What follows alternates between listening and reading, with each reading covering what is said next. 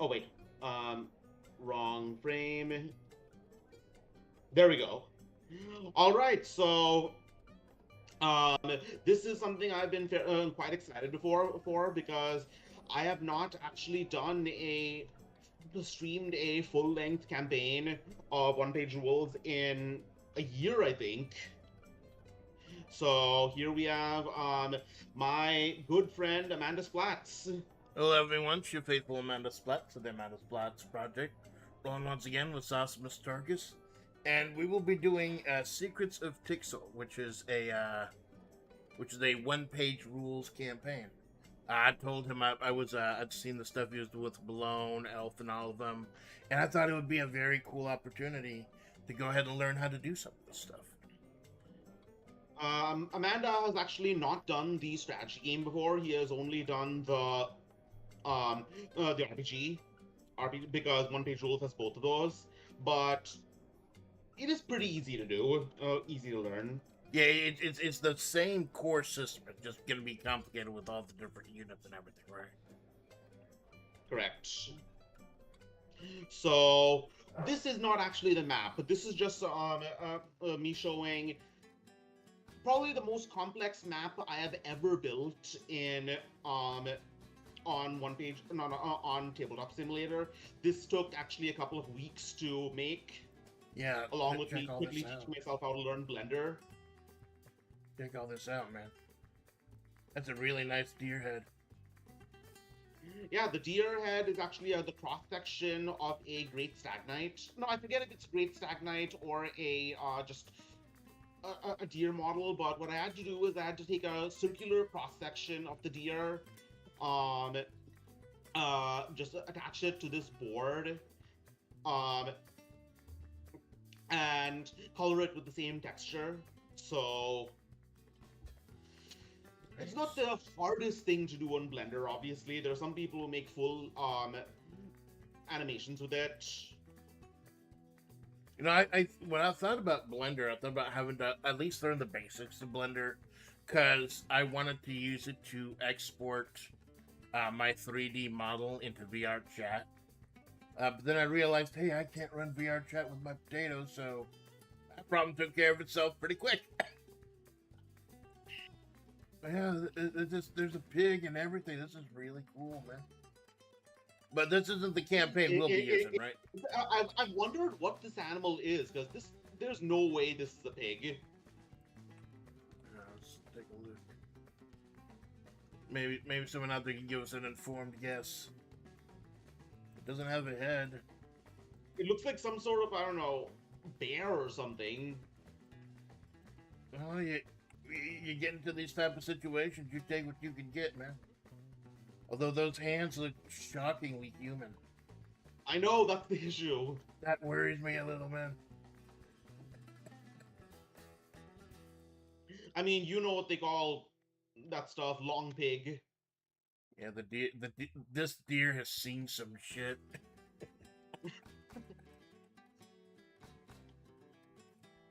So yeah, this is what I'm capable of if I really want to grind out good quality stuff. And when I want to just throw things together, hold on, let me bring it out. Yeah, something a lot simpler, because this is going to be a total of 10 different campaign or 10 different acts, I guess the right term would be. So yeah, when I want to just throw stuff together, this is what I make. Yeah.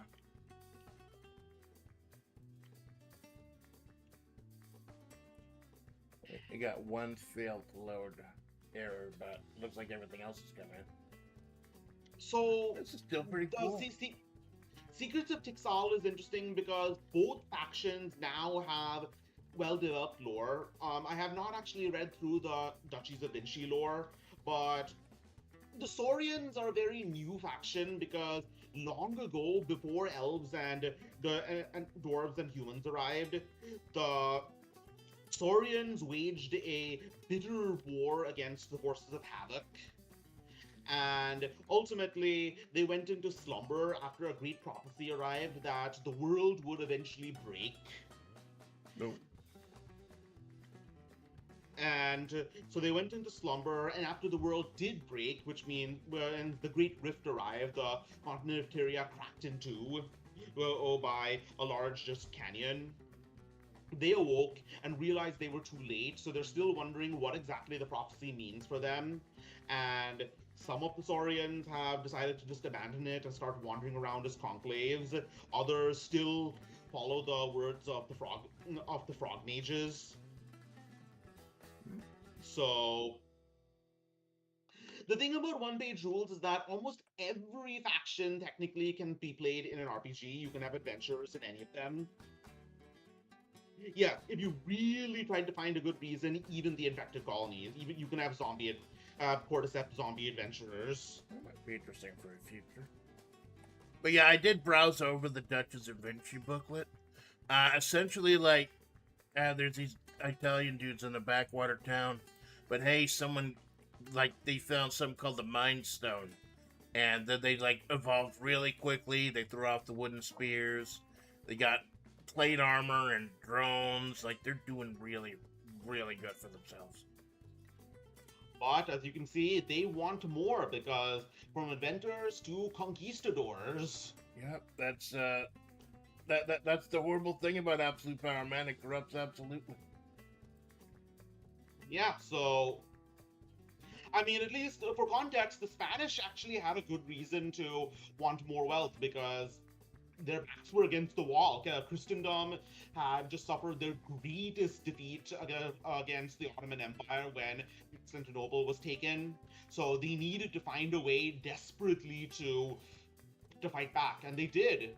With the gold and silver they took from the New World, they built an enormous fleet of ships and defeated the Ottomans at Lepanto. But I mean, the Vinci also need money because everyone's at war with everyone sometime in history during at this point. Right, so we're here, and I guess it's us using that warp gate. Open it up. Correct. Correct. This is actually on a different continent from Tyria. I can't pronounce it. Actually, you know what? I have the lore. Let me just quickly look at it. Yeah, that'll definitely help. So let me just bring out the lore.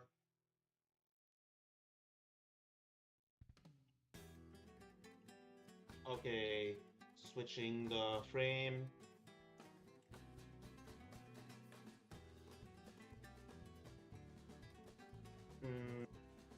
Saurian's faction book, right? So the Saurians live on a continent called Geography of the Saurians, page 27.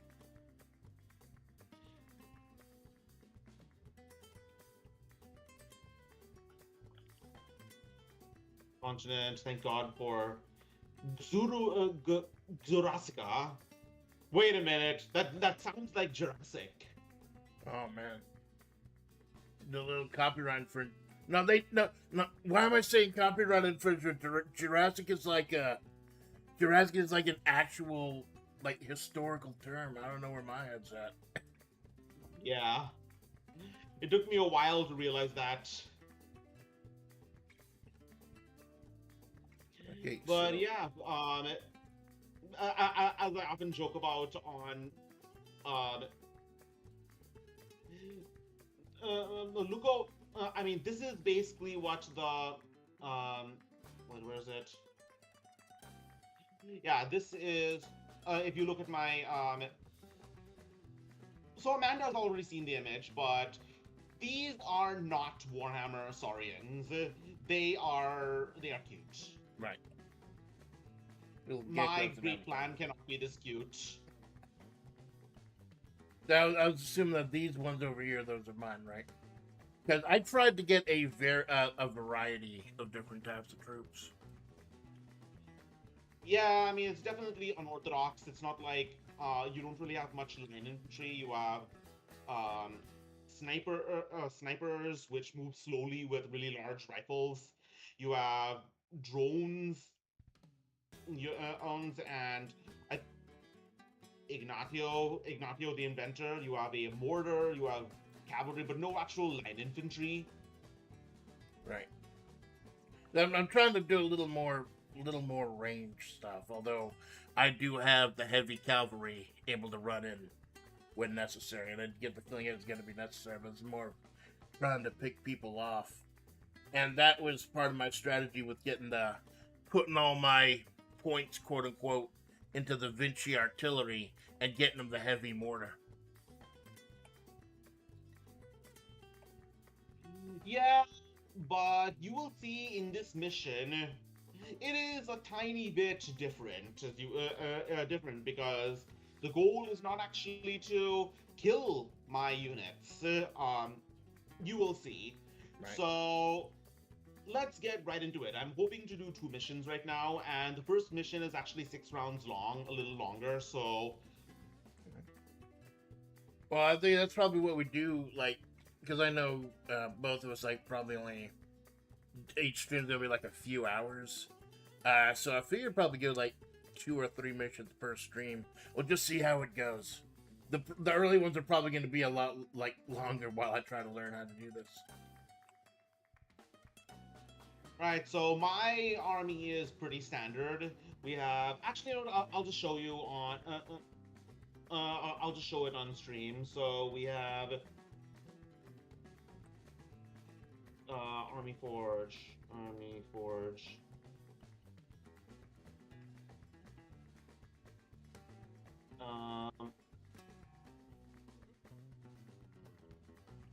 Yeah, you got 3 different types, not including your heroes. Right, so for my army, I have a unit of Saurian and warriors. Hold. We have a unit of Saurian warriors, which is basically the really buff raptor people, which is a bodyguard for my my commander protagonist Hakatlo, the gator elder. Right.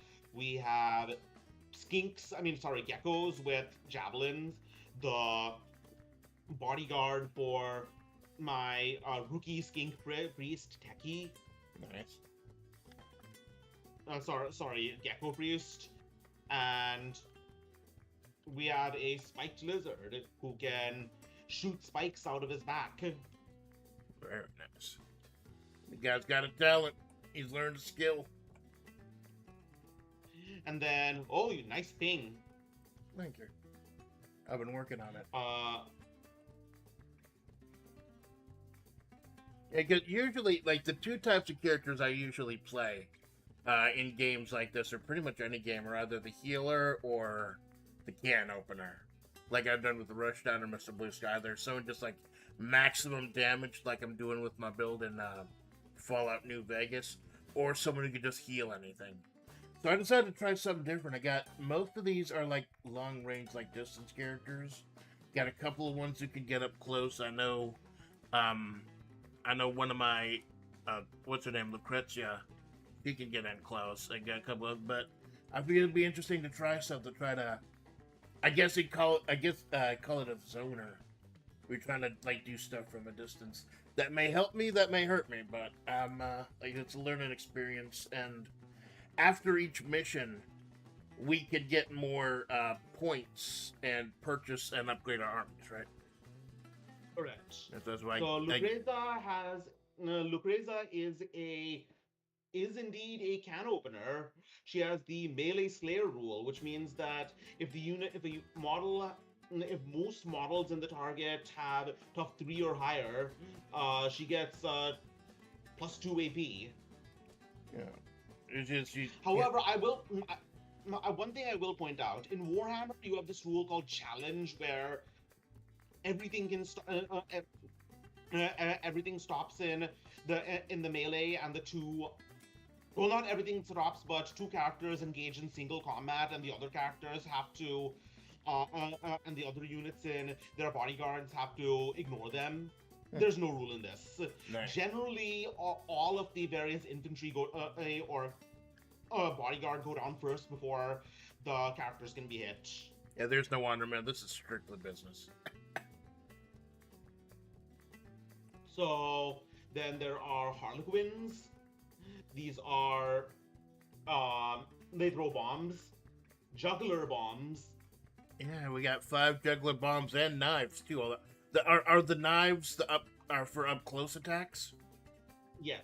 Cool, because I didn't know they were throwing knives or not. Nah, they got the bombs though. Then we have Ignatio, the inventor. He doesn't really do much in combat, but he has something called a precision shooting mark.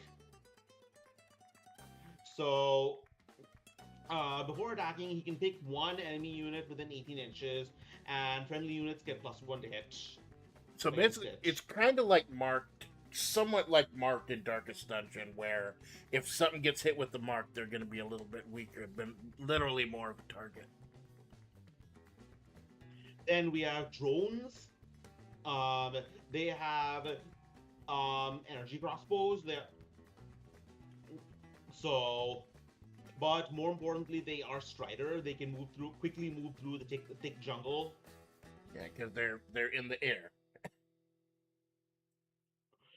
Then there are snipers. So snipers are slow, but their bows hit like trucks. Yeah. I also gave mine shields, so +1 to defense rolls that are not from spells. I went ahead and put a little extra money in that, and the snipe bow, which Do you know what? Sorry. Oops, sorry. I was gonna say the snipe bow is reliable, attacks at quality 2+. So I figured it's like with Sister Rushdown.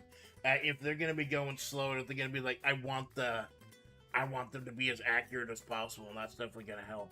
Worth shelling out for that, because it's actually got more range than their usual Slayer bolt bows.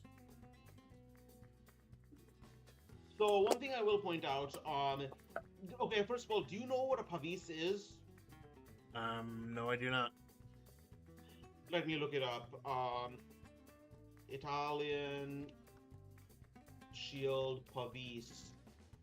A pavis is a shield that at one point was used by crossbows to hide behind, crossbowmen to hide behind during the Renaissance, during the last days of crossbow warfare. Nice. Sometimes people with hand cannons also use them. I have a picture up right now. So basically, imagine these snipers having like this huge shield in front of them, that with a little hole they can poke their guns through. Yeah, that makes sense. Or sorry, snipe bows. Because these guys already have slow on them, as they are, they're slow. So it's gonna be less about like mobility, and more about having them start out of the proper place. Hey, Malone, we just started, man. And then we have the heavy cavalry, the condottieri. By the way, despite the fact that the models over here are on horses, they don't actually ride on horses. They ride on mechanical pigs. Cool. Hey, you gotta go with what you got, man. We are riding that pork. And finally, we have a mortar. Yeah, I figured, I saw, I was trying to get some distance, and I know it needs some power also, so I got the artillery, since I got a lot of mobility and stuff, and I got this thing. I went ahead and splurged all my points on it. The heavy mortar. 36 range, A2, blast, and indirect. But yes, Malone, to some degree, they are sort of, what is it? They are sort of Fantasy Tau, because they have robots. So yeah, basically, anyway, what if the Italians discovered Stargate technology and just decided to go ham with it and have a whole big renaissance with it? It's great. They're having a good I time. know, I know that there's a key difference between the way Stargate, the people in Stargate interact with primitive tribes and Star Trek. In Star Trek, they say we can't interact with them. Them. Our interactions with them interact. We have to be careful when interacting with them. Our interaction with them could seriously influence them in the wrong way. Then Stargate says, "Let's give everyone guns." Yeah, we're gonna interact the fuck out of them. Trust me. Okay, so let's begin this story. But first, let's um let's bring out Pillo's favorite song. I'm not gonna be using like music on my end. I'm just gonna be. I've got a. I went through the YouTube library and picked up a nice song for that, like I've been doing with Tabletop Simulator.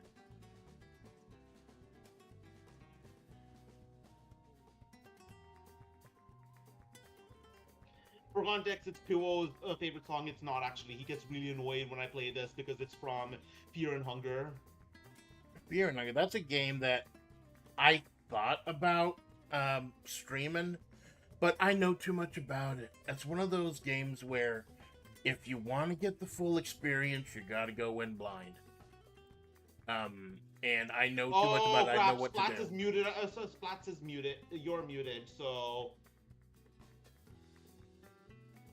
Am I muted on your end? Yeah, because the thing is, let me just.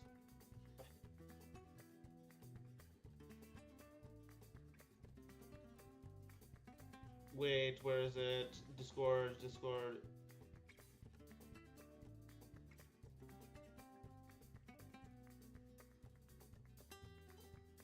Okay, say something. Hello, everyone. Your faithful Amanda Splats, the Amanda Splats No, it's still Project. not working. Um, try again. Hello, everyone. Your faithful Amanda Splats, the Amanda Splats Project. Oh my god, yeah, it's working now, but I had it muted. Ah, I hate that. Yeah, because the thing is, I use various different sources, um, to protect I use various sources to make sure no sensitive information gets out. I know Malone just shows what's on his computer because he's already switched all his personal information to calling himself Malone. Yeah, I never. Yeah, I do both. Like, I never show my desktop or anything, but everything on this laptop is under the name of Amanda Splats. Like, the old Desert Cellar one I used to talk about, that's the one I use for personal stuff. Right. So Amanda has been talking about. Well, have you said anything that I haven't already described? I guess the biggest thing is that traditionally when I play games like this or any other game, I usually go for the can opener, the big powerhouse, or for the healer. This is going to be something completely new for me, a different type. Try to go more with ranged stuff, more like snipers and stuff. And I look forward to the challenge. I look forward to and adapting if necessary. Yes, Malone is the one who prefers guns. Of course, he does. He prefers goblins, is what he prefers. Yeah, goblins are. Wait, what happened? Oh, that's the Ultramarines music. Let me just put the Aztec Empire music on loop. Yeah. But yeah, the Fear and Hunger uses a lot of copyright-free music, and this is copyright-free. But yeah, QRD for people who didn't hear because it was muted. I'm not gonna play Fear and Hunger. Like, it's an amazing game, but you need to go in blind to get the full experience. And I know too much. I know like pretty much everything about it. So if I were to play it, I'd know what to avoid and what is an obvious trap. It wouldn't be nearly as entertaining. That's one of the big reasons I want to go in Fallout New Vegas, um, as blind as possible, so I can experience it anew, and it is becoming very interesting. Okay, so let's begin scrolling through the campaign. So yeah, Secrets of Tixal. pulling up the Secrets of PDF right Tixal now. follows the story of Teki, a young gecko priest, and Hakatlo, a hardened gator veteran, as they defend their home city from a Duchies of Vinci expedition in search of mysterious artifacts. Unlike regular one-off games, yeah, this I'll just explain all the. I'll just explain everything as we go along. Yeah. Okay.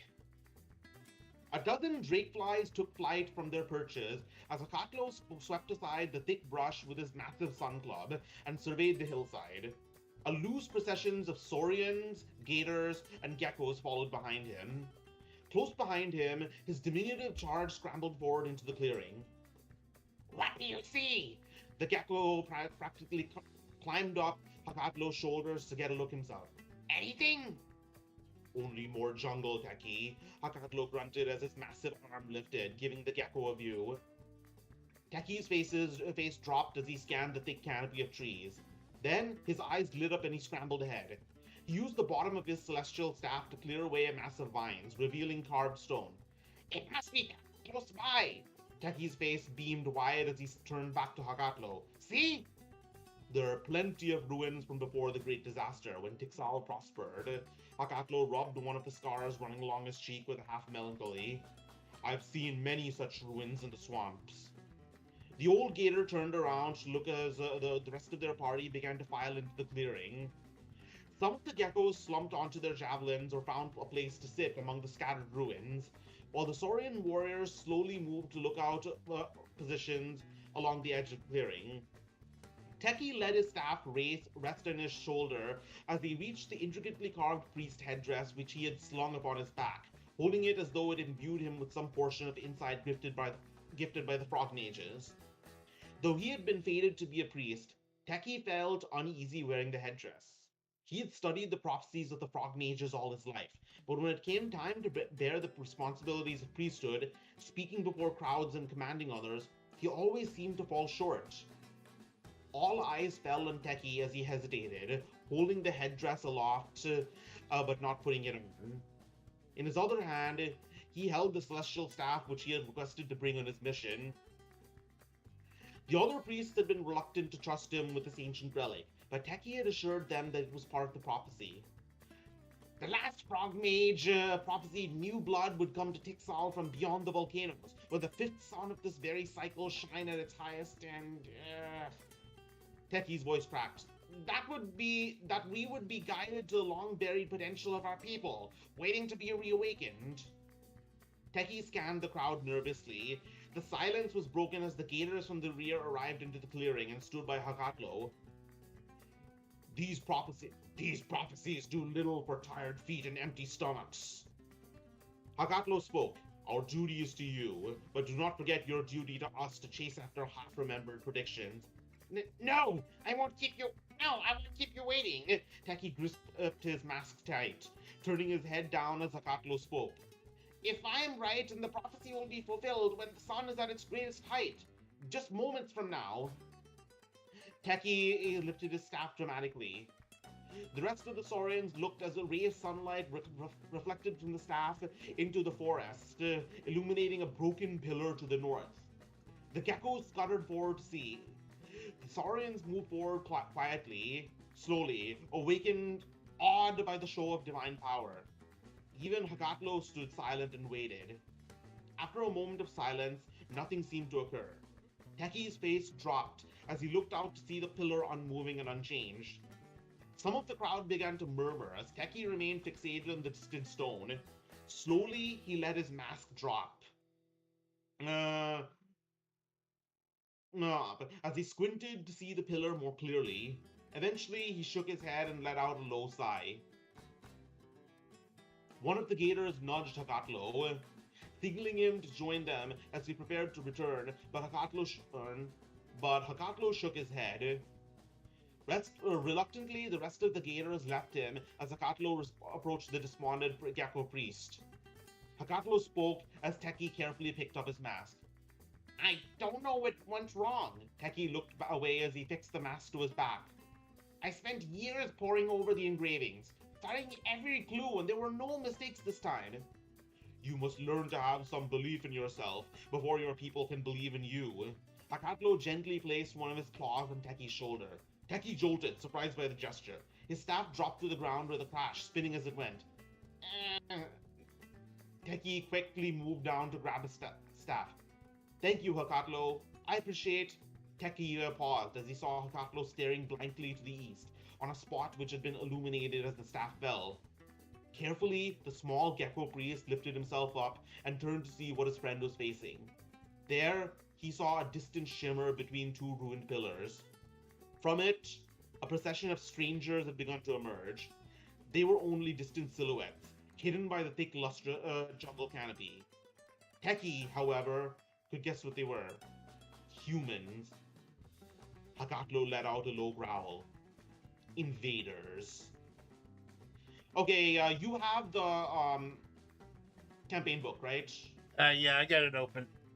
I was gonna go ahead and read my part, but I'm looking at the next page. You've still got some on this page. Like, I think it switches to me when we get to the logo. Yes. A small band of saurians moved through the bushes ahead of Hakatlo. The geckos moved quickly, scouting the route ahead with renewed energy. Their footsteps were quick and sure. Then, Hakatlo heard the sound of uneven footsteps and moving vines. He paused suddenly, turning behind him to see Teki. The gecko moved cautiously through the jungle behind them, measuring each step and cautiously pushing aside vines and moss with his staff. I can hear the fear in your eyes, little priest, Hakatlo spoke sternly. You were a scholar with a neck bent from reading prophecies and stars. I know your type, and it is my duty to keep you far from battle. I understand, but... Teki's voice shrunk as he contradicted the massive warrior before him. We will need to pass through before we get to Tixal. It is better if we all come as a group. Perhaps it would be dangerous to leave you behind, Hakatlo grumbled. But not when the fighting begins. You must not leave my sight. We don't know that these strangers are enemies, Teki spoke gently. They have come with all sorts of strange equipment. Maybe they're traders. The prophecy said they might help us reach our potential. That prophecy could mean anything. It would be far better to take these humans by surprise. Hakatlo looked down at Teki as he spoke, and cut the head from this serpent before the last of their army comes through the gate. Teki looked at the warriors gathering around them, unsure of what to say. Some of the saurians and gators looked toward him as their leader for his knowledge, but mostly seemed to silently agree with Hakatlo, a confident veteran of many battles. A long silence fell between them, interrupted only by the low humming fluttering of drake flies. You'd strike first and make them our enemies for sure? Teki spoke at last. Hakatlo grunted as he struck the ground with his club.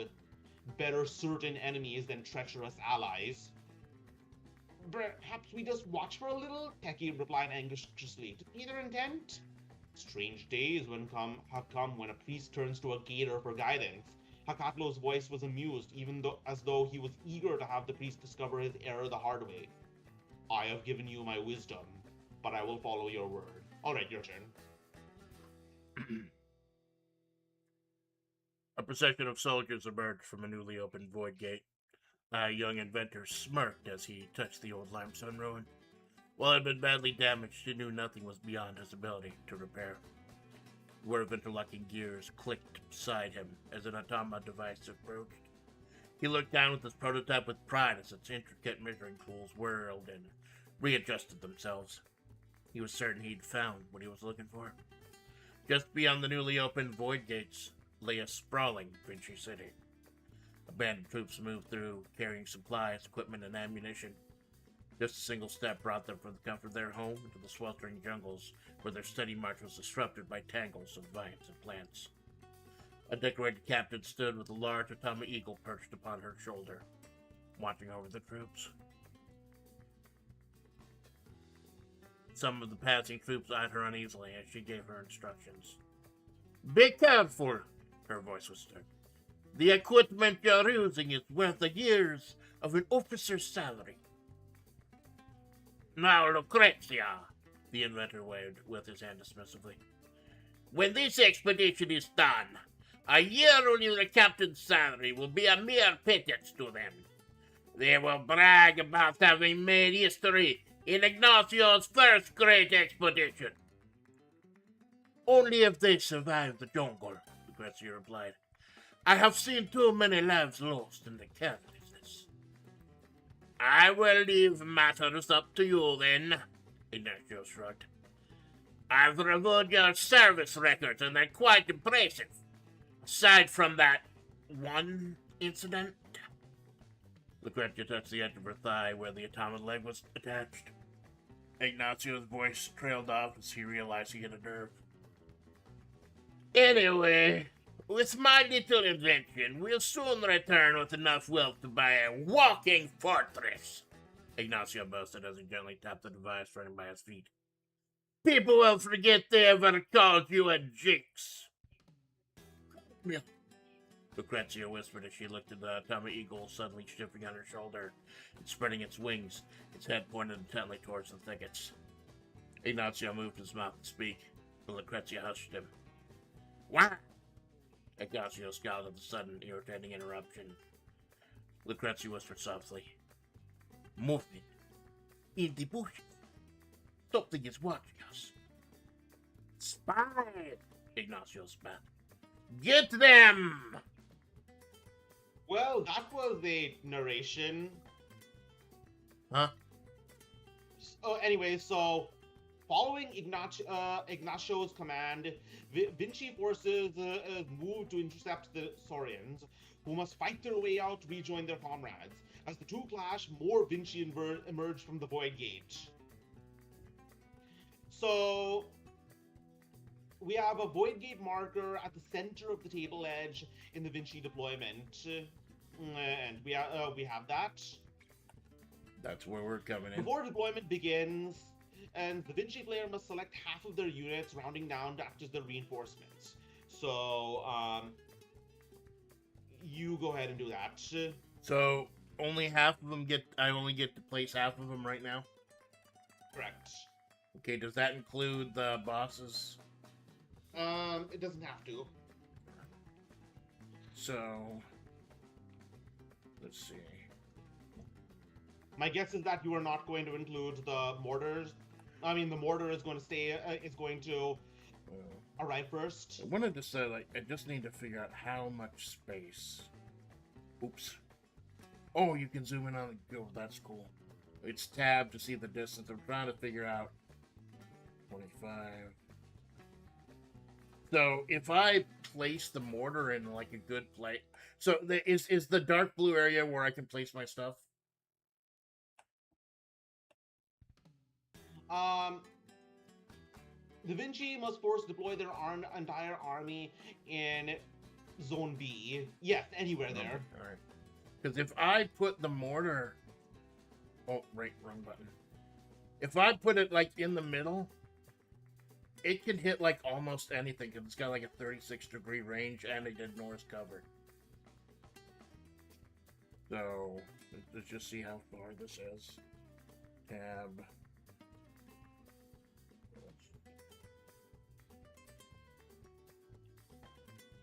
Yes, that's everything.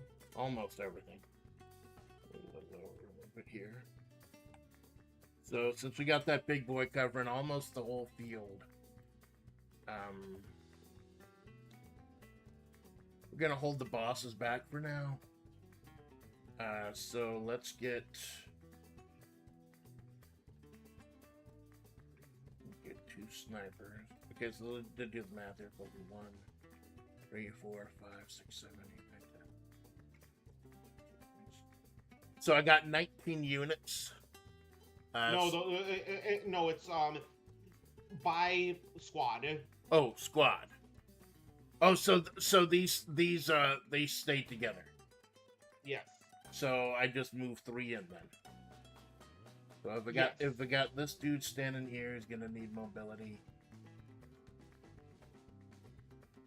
So I'll park the snipers here. No, those are knights. Oh, knight. My bad. Those aren't.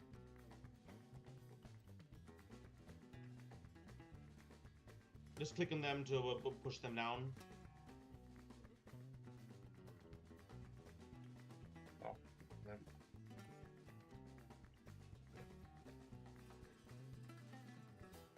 Sorry, old hag vision. Oh, the snipers aren't moving.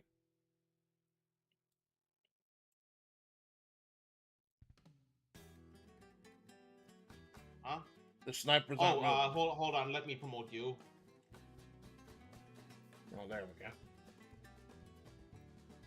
Still no? Yeah, maybe they're locked or something. No, I can pick them up. Just select, click, and drag it. Yeah, it's like I can move everything else, but not them. Okay, try now. No, it won't let me move them. Let me find some other models. It might be locked. I don't know. No, I can pick them up normally.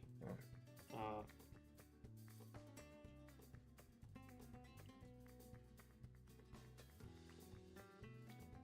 I mean, these look like actual snipers anyways, even if they are Skaven. Right. That's fine. Whatever works. You see, these I can move. That's weird. I'll park them in front of the gate. Because I noticed, like, they got the line of sight here and the line of sight here. So how do I drop them again? What button makes them drop on the ground? Just click on them. Huh? Just lightly select them all and then lightly click on them. Oh, lightly. All right. So we got those now. Like, for example, just go to mortar and try it. Just lightly click on it. And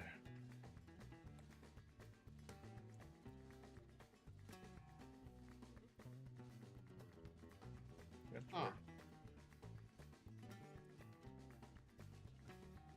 It's giving me arrows. Click on F1. F1.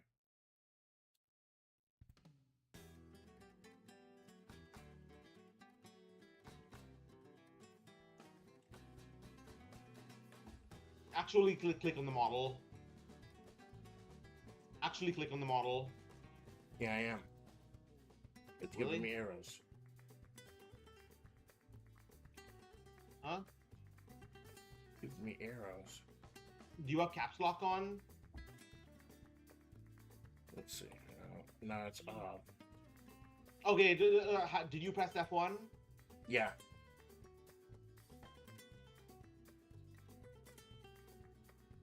Okay, are you still creating arrows when you click? Okay, no longer. So yeah. Okay, if your cursor is turned into a ruler, then press F1 to bring it back. No, my cursor's a finger right now. It turns into a ruler when it moves something. Yeah, that's what it's supposed to do.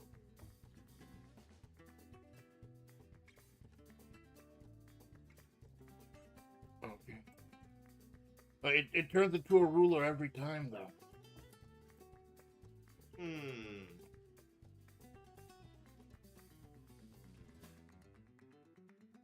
Like I pick it up and like it's just like that. And then it turns into a ruler. Does it turn back into a finger when you take it off?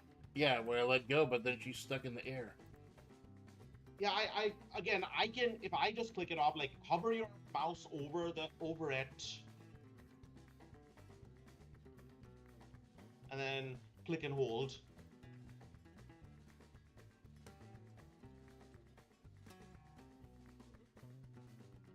Just click, don't move it, and hold.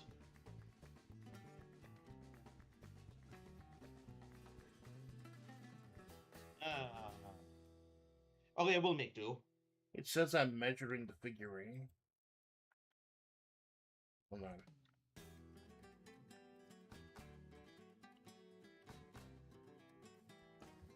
Okay, take a screenshot. Take a screenshot and send it to me. Tabletop simulator. Turn off figurine.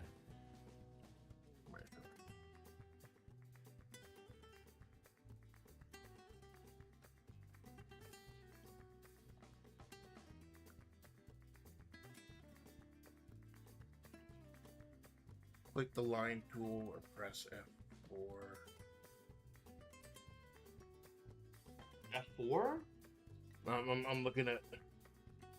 Okay, F4 to for ruler, F1 for finger. Yeah, get this.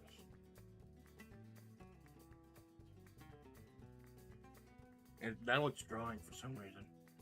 Well, that's because you clicked F2. If you're currently measuring, release a tab key, click anywhere on the table with the grab tool selected to exit measurement mode. In auto mode, the game automatically switches measure distances when you pick up and move objects. Free mode disables the automatic measurement. What is auto mode?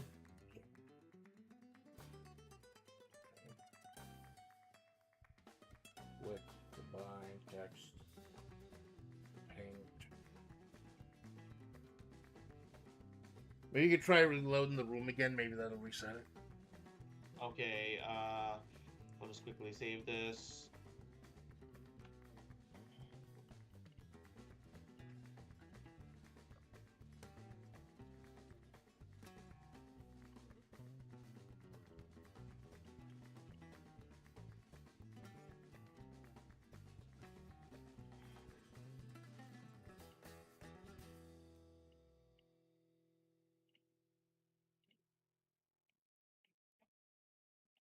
Alright, try again. Oh, you're loading. Yeah, it's still out. I got this old potato. It runs a lot cleaner now since the Unity update, but it still takes.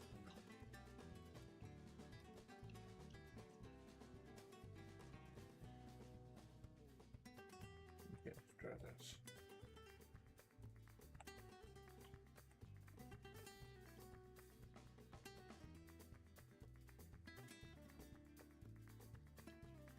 Alright, now Oh, it's still doing click the on same. it, just hover it over and click and hold.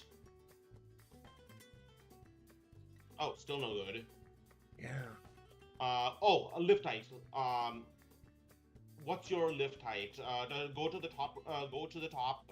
Do you see the icon of the guy holding up a weight? Lift height.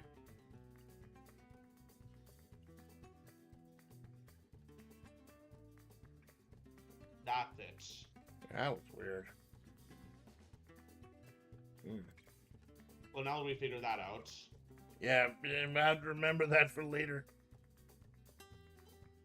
Oh, wait, no, that's not it. Gotta get that big boy's ear down.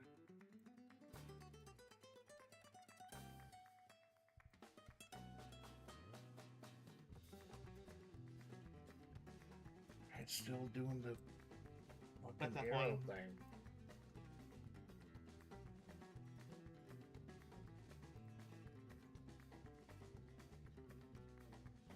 Still no good.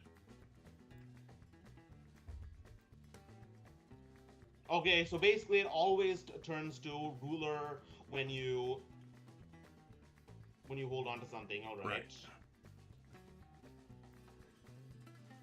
I'm not sure how to change that.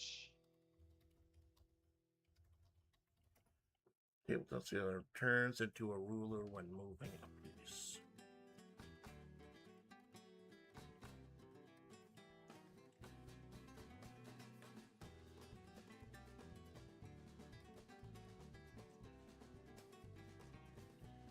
Fourth icon to the left of the toolbar.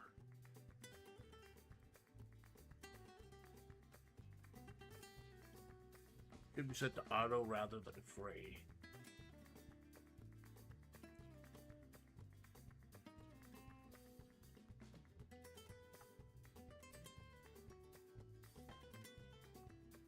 Not picking up the item though. Do we got any? You got any table simulator chads out there? Know what the problem might be? I see. Again, if you're stuck in ruler mode, press F1.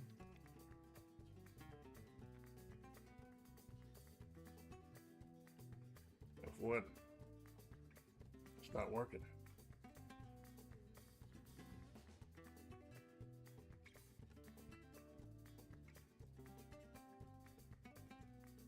Okay, seems working now.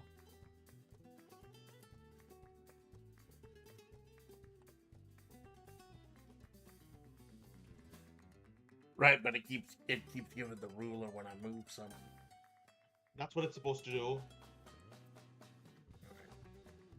So there we go. Mortar right here.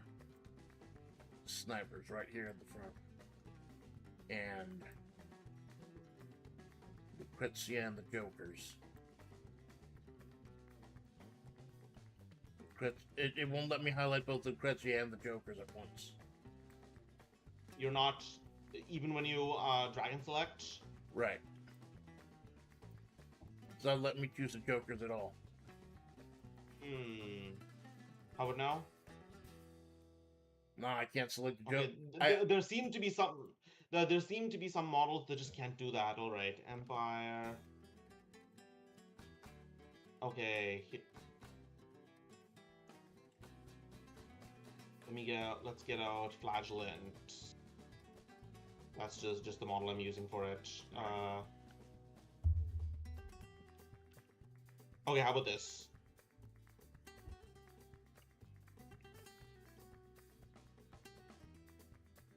Okay, just try using these.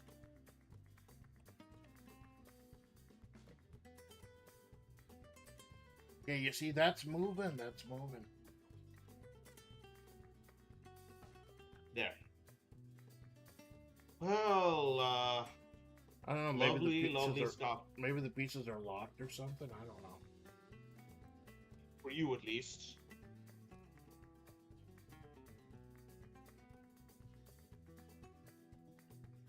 Okay, that's the other team. Gonna move them out.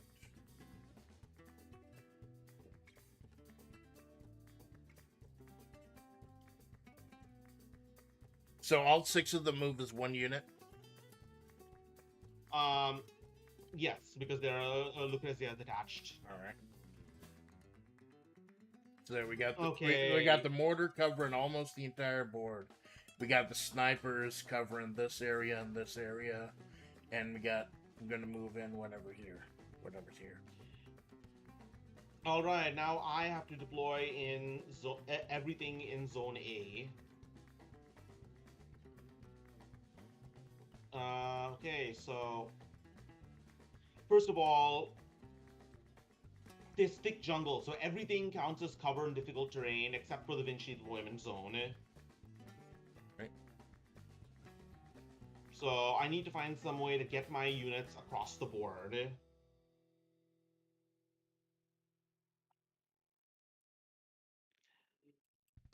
My geckos though have Strider, so I'm guessing so I'm just going to, as does the Spike Lizard. Alright, I'm going to put my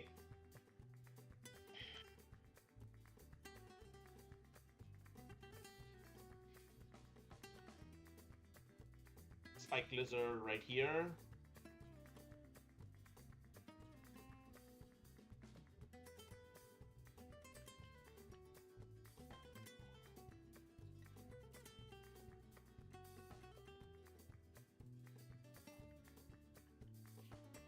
I will put my geckos right here.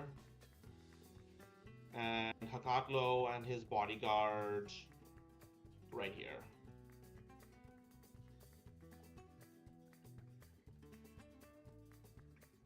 And the rules. My goal is to, if more Saurian units are within 24 inches of the escape edge, then units that have been captured, then I win. So the entire table counts as cover, which and difficult terrain except for the Vinci deployment zone. At the beginning of any round after the first, the Vinci player may deploy D3 reinforcement units within 6 inches of the wide gate marker. And finally, there is mechanical trap. Whenever Vinci end unit ends its activation, it may pick one enemy unit within 6 inches and roll 1 die. On a 4-up, the unit is trapped and can't move until the end of the round. And finally, whenever a Vinci unit charges an enemy that is trapped, that unit counts as captured and is removed from play. If the unit has a hero, then the hero is not captured and may be placed 12 inches away from the charger. So basically, you can capture my entire unit, but not the hero. Right. But if I Okay, capture the unit, it still counts as capture, though, right? yes.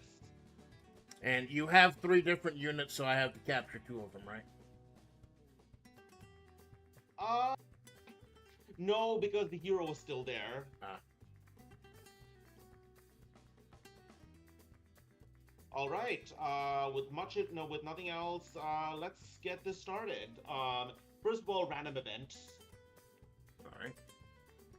At the beginning of each round, players must roll 1 die, and on a 5 plus, a random event happens. Let's get out a dice roller.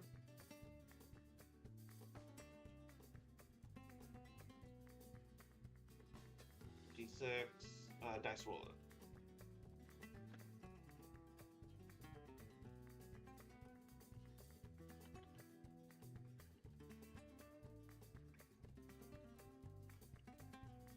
All right. No random event this time. All right. Starting So, off clean.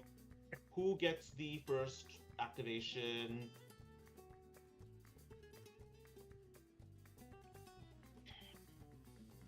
I do. All right.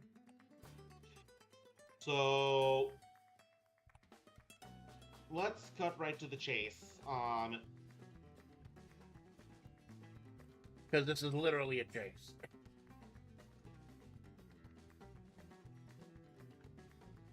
My spiked lizard is going to go up.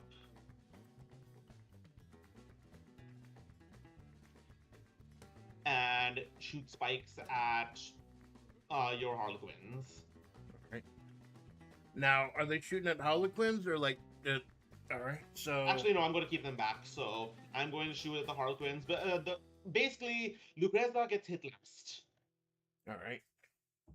So my harlequins have quality +5, or quality 5 plus, defense 5 plus. All right, so first, let's see the quality of my spiked lizard. It is quality 4 up. All right. So on a 4 up, this hits and is multiplied by 3. Okay, nothing hits. All right. And we're going to put a green die to show that it's been activated. Your go. Okay, so... how many HP does the lizard have? The lizard has 3. That's 3, alright.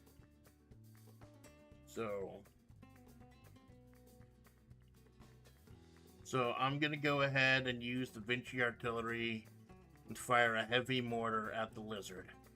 It's range 36, attack 2, AP 1, blast 3, which ignores cover, and after resolving other special notes, each hit is multiplied by X, where X is up to many hits as models in the largest unit.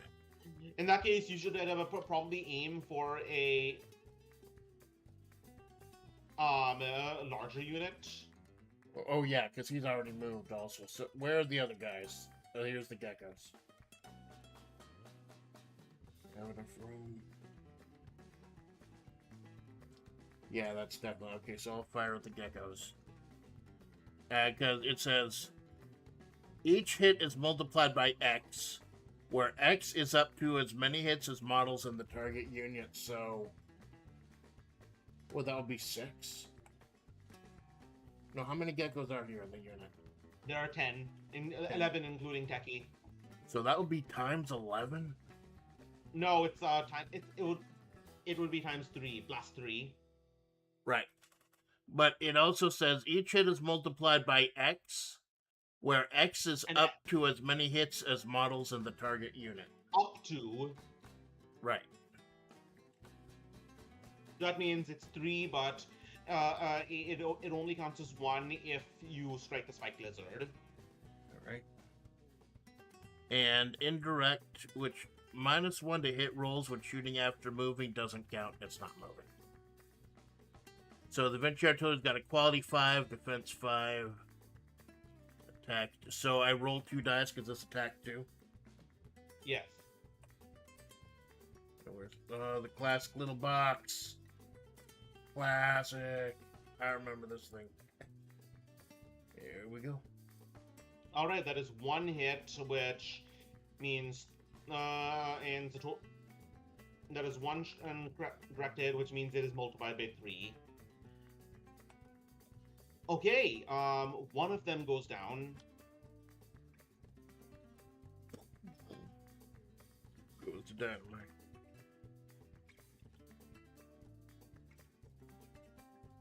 Okay, so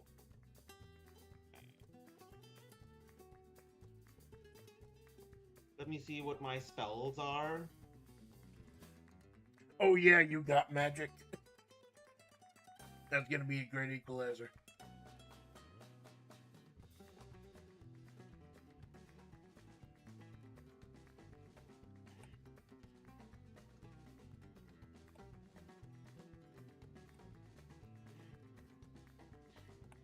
I am going to stay still, and I'm going to attempt to snipe Lucrezia. Okay. No, I'm going to move 4 inches. Yeah, I'm going to attempt to snipe Lucrezia with Jaguar Pounce. Let me just show what Jaguar Pounce is on...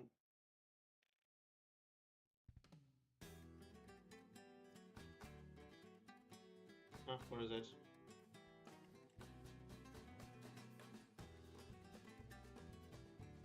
Alright, Jaguar Pounce. Pick 1 enemy model within 18 inches, which takes 4 hits with AP1. This effect is resolved as if the target was a unit of 1. So yeah, it is a sniping spell. And it's just barely within range. Like just barely with the 18 inches. Okay, I do not pull it off. Right. Over to you. So where's your 3rd unit? Did you deploy your 3rd unit yet? Because the geckos and the spiked lizard, where's the other guys? Right here. So my old hag eyes, man. So if you run your units up 12 inches or even less, you can potentially trap me. Okay, I'm trying to take y'all down.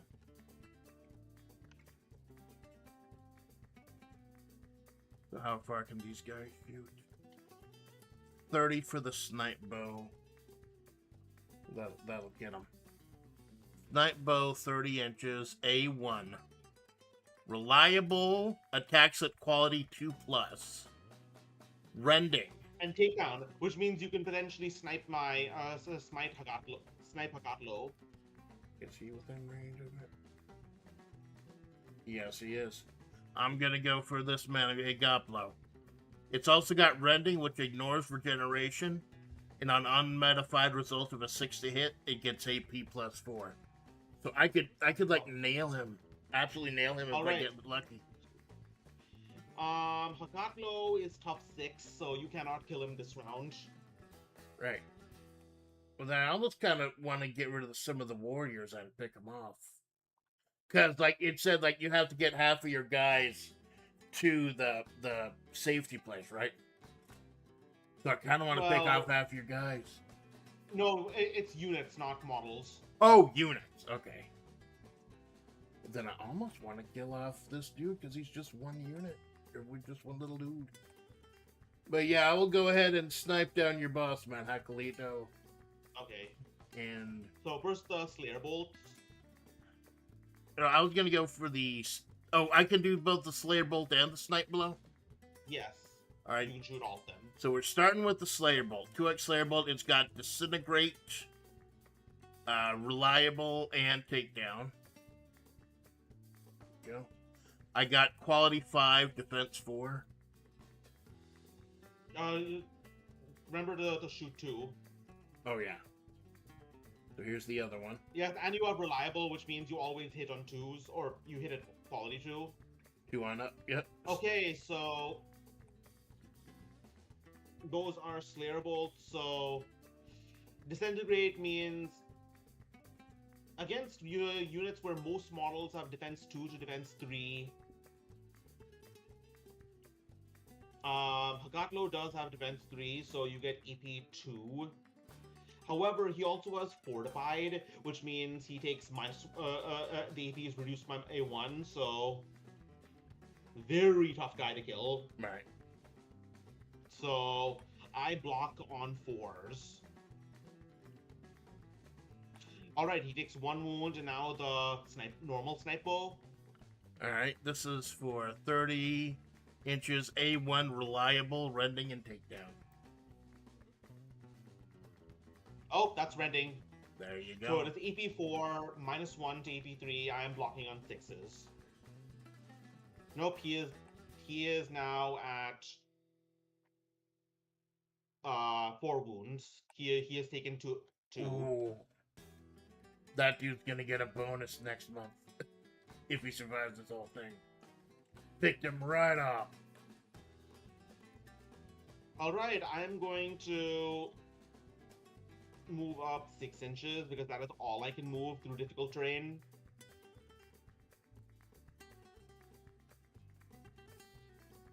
You know, I completely forgot that he has cover from the jungle. Right. But you know what? What does cover do? Like mathematically. He gets +1 to defense. But you know what? We'll remember next turn. Yeah. Plus, like it was still a 6, so that rending is still gonna like nail him. All right, now the flagellants. Sorry, harlequins. Yeah, my Joker girls. What's the range on these juggler bombs? 12 inches.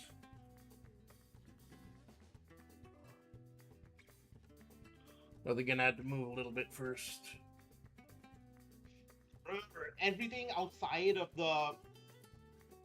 Wait, do they have Strider? No, they don't. They have unpredictable fighter, which is when in melee, roll 1 die, apply 1 effect. Well, I don't want them to melee though. So hold on. It's this. Okay, that would be 12 inches. Can I get them here? However, remember, you can only move up to 6 inches if you move into outside of your deployment. Oh no, I'm not. I'm trying to move.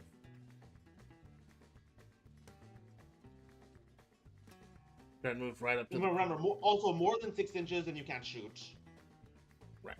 So like 5.9 inches gets me right to the corner here, and that still is within 12.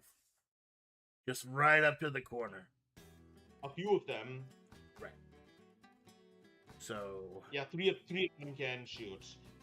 Okay, now the question: do you want +1 to hit or +1 damage? Because that's what Vinci Tech does. +1 AP. Let's see. Well, all mine have Vinci Deck. I forgot to add that. I want when shooting or charging over 9 inches away, all models of this rule get either +1 AP to hit. I'm going for accuracy, so I'll take whatever one helps accuracy. All right. So that's 3 attacks, hitting on 4s. 3 attacks hitting on 4s.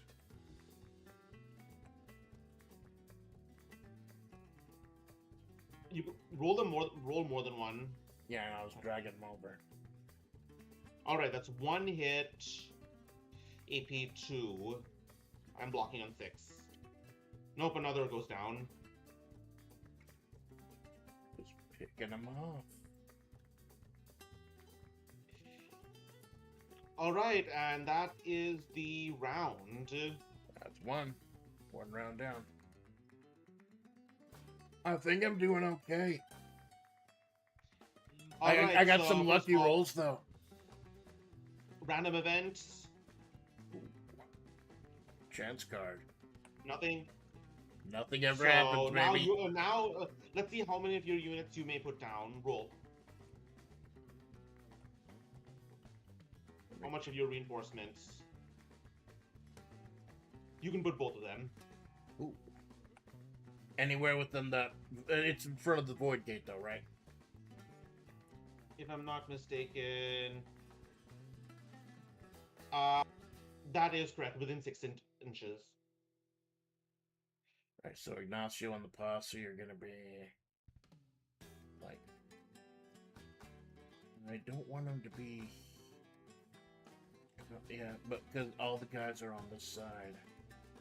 This is where the action's gonna be. And the Empire Knight's gonna be here. Yes, that's 6 inch. Let me just double check.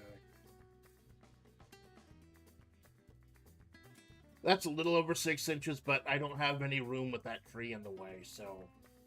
Of course. Yeah, we'll do the old miniature golf rule where if the ball's next to the if it lands like right next to the bumper, you get to move it a little bit over just to get room.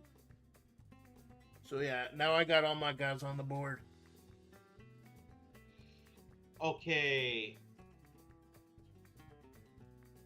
I finished first last time, so I get to go first.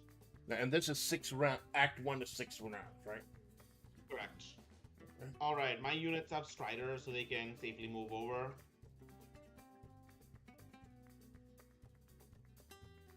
Gotta watch out because you're getting closer to the range of my Joker bombs. Okay, so that is going to be. Let me see what tech he has. Okay, first of all, he's going to attempt Jaguar Pounce again. He's going for Lucrezia? Yeah. He fails. He's not good at this. Otherwise, that is going to be... Oh, I forgot they had blowpipes rather than javelin, so I could have shot last time. Anyways, that is going to be 8 blowpipes. One of which is a sergeant, which means on a successful hit, it explodes, multiplies by 2.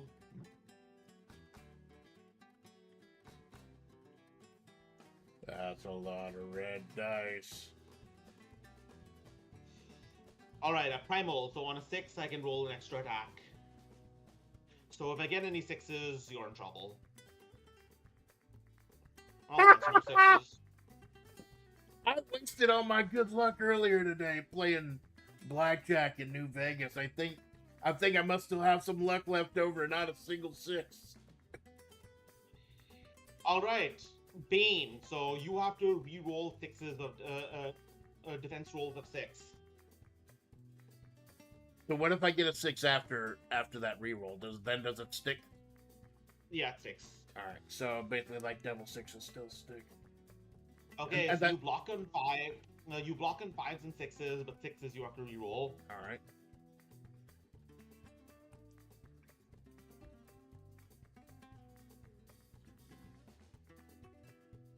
Crap. All right, that is 2 Harlequins down. Uh-oh.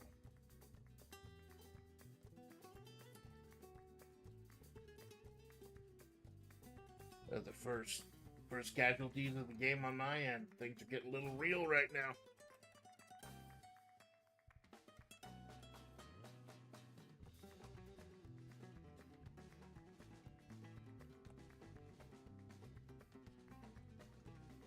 Okay, so is that the end of your turn, or? Correct.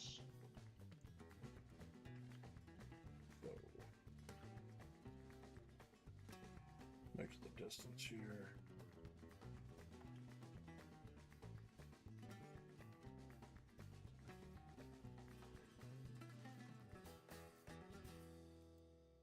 Want to get them back a little bit, get a little safe, but still close enough that they can, yeah, that's still within 12 inches.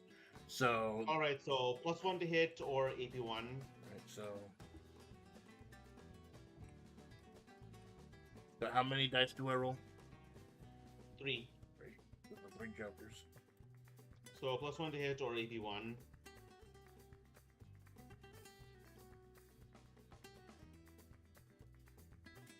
3, 4, and Well, 6. I'm going to assume you chose AP +1 to hit. Yeah, my bad. I keep forgetting I got that. Yeah, All right. +1 to hit.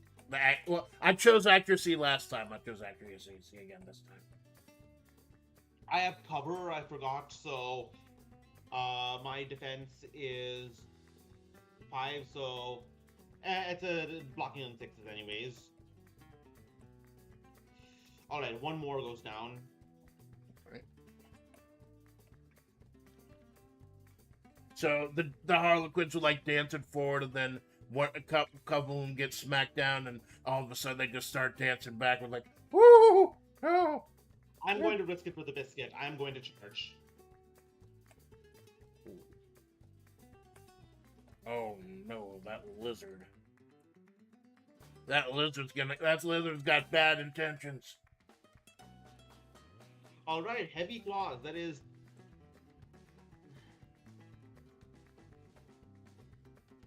And also, I am going to put a shred mark on it because it is a prophetic vision. Right. So, yeah. 3 attacks on a 6. No, 3 attacks with heavy claws. On a 6, I get to make another attack. And if you roll a 1 when rolling for defense, you take another wound. Alright.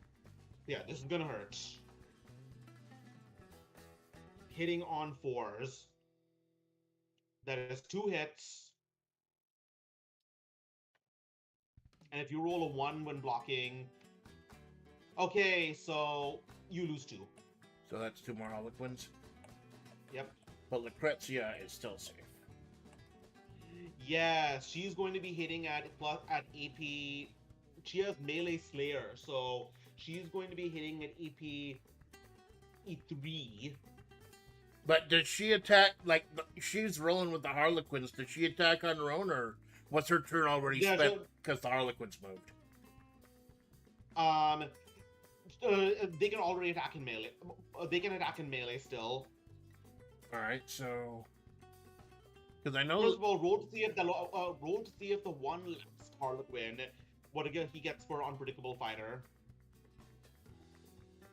One Harlequin will be... Because I already attacked with the Harlequin using the bombs while they were retreating. That's weird. Come on. Alright, that is +1 to hit. So with his knife, +1 to hit. So 4 up. Okay.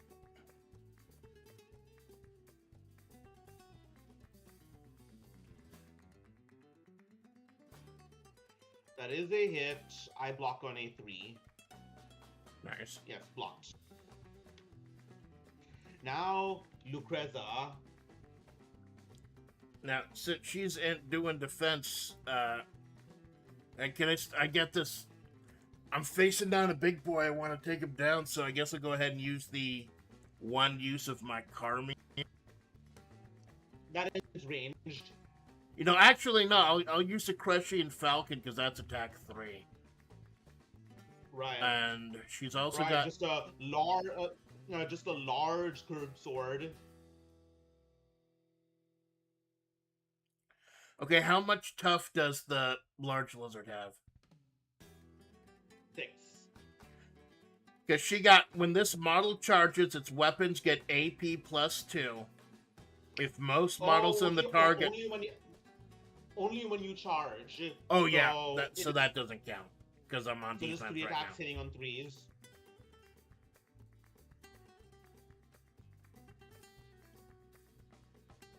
Yeah, you can shake them together.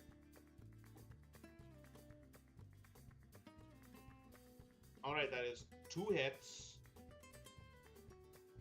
And I remove your AP because I am fortified. Alright. So I take 1 wound. So what's he got left? 5. Alright, I win combat because I did 2 wounds and you did 1. So you are going to need to roll a morale test. If you lose, the unit is destroyed. It routes. Well, It is quality. It is quality, so it is 3 up. It is Lucreza's quality. Okay, the unit is destroyed. It routes. but I thought the heroes couldn't be destroyed. No, the heroes can't be captured. Or my heroes can't be captured. So what, is she out for the rest of the game? Pretty much, because she is routed. She runs. Oh, like I'm saying, like at the beginning of Act 2, she's not coming back. She's not coming back. Wow. If she's still in the story, that's gonna be weird. No, she'll come back next round. Oh, Next mission. yeah, but Next mission. she's out of Act 1. She'll Yes, be back out for of Act mission 2. 1. Yes. So there we go. That's gonna suck. Oh, Harlequin too. Oh, so the whole unit is gone. Yes. The Harlequins don't come back though, Correct. right? All right. First casualty. There we go. First unit destroyed. This lizard's gonna be a fucking problem. That's your turn, I think. Remember, I can destroy your entire army and still lose if most of my units are not within 24 inches of the side. Right. And these guys are already on the side, so. I don't No, wanna it's within 12. It's within 24 inches of the escape side. Oh. Oh, Oh, I see. My bad. I Yeah. thought you were trying to go by the void gate. No, you're going from here Yeah. to here, right? Oh, Yeah, man. so I can destroy your entire army and still lose. Oh, I forgot. Oh, this fixes things. That helps with the strategy now. All right, so now what? Whose turn is it? It is yours. All right. So Lucrezia's just bailing because she saw all the Jokers getting massacred. It's like, I don't want any of that shit. So we're gonna have the mortar slam into the lizard. We're gonna fire one with the mortar. I wouldn't advise that because again, it's blast. It's meant to be used against large units. Right, but he's got 5, right? And I've got blast 3. It doesn't apply against what is it? Single model against tough units. It's only multiple models. Right. So. Because it's blast. It's a radius. Right. It's a splash. It's splash damage. Right. So.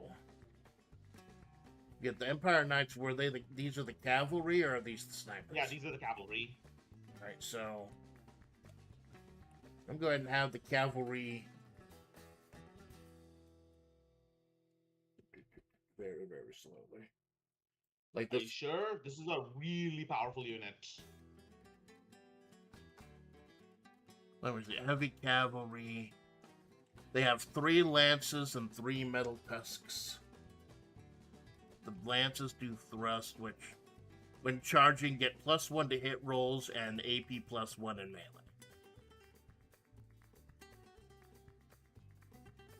So that's and impact, which means that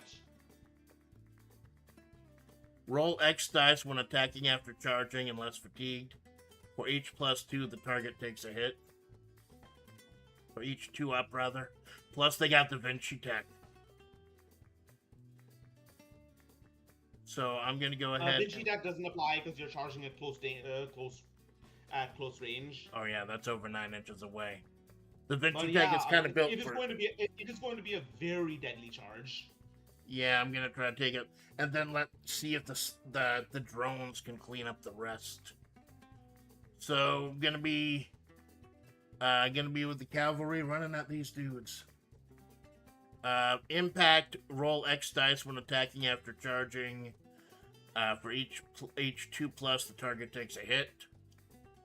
Yeah, then it is per unit per model, so a total of 6 impact hits. 6. And I attack twice because I got the lances and the metal tusks. Yeah, so first I'm roll 6 6 impact hits. On a 2 they succeed. Okay. So is this for the tusks or the lances? It is the impacts. Oh, the impact. All right. Oops. No. I'll wait with you. Pepperoni. Wow. All right, they all hit. My Saurians have defense 4. They also have a protection feat because they have a sacred destiny. Right.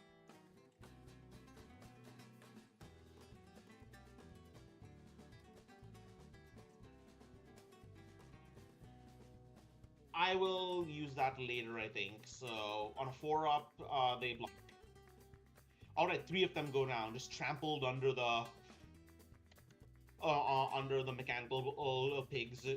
Right. Its hooves. And it's All right, now the lances and the yeah, the lances have thrust, which is +1 to hit rolls and +1 AP. So that's still 6 dice. yes, I am going to. Actually, you know what? I think the impacts happen at the same time as the impacts happen at the same time as the normal attack. So I think production feat applies to all of them. All right. So I'm going to roll for those 3 impacts, and on a 5-up, I ignore them. All right, 1 comes back. They have a sacred destiny. Right.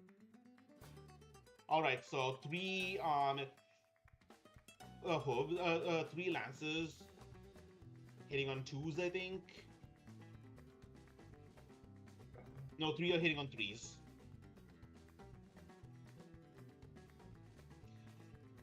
All right, that is 2 hits, AP 1. I block on 5s, and on a 5-up, I ignore it because of Sacred Destiny. Nope, another goes down.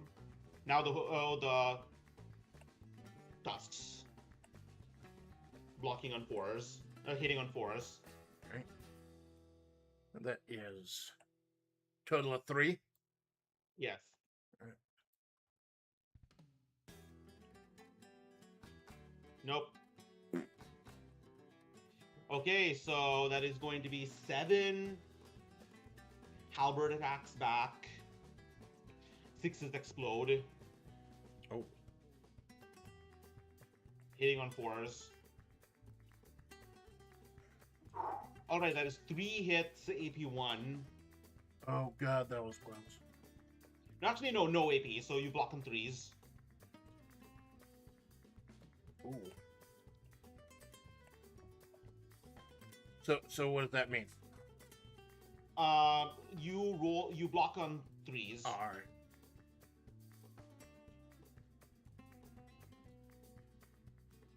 Alright, all blocked. Well, I'm getting way too lucky in round 1. I'm getting way too lucky with these dice rolls, man.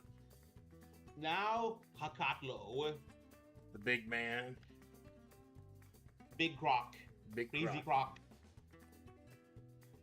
He has 8 attacks. Oh, crap! He is hitting on 3s, and now he gets to make an extra attack from Primal. Alright, that is a total of 6 hits, AP 2. So you block on 5s.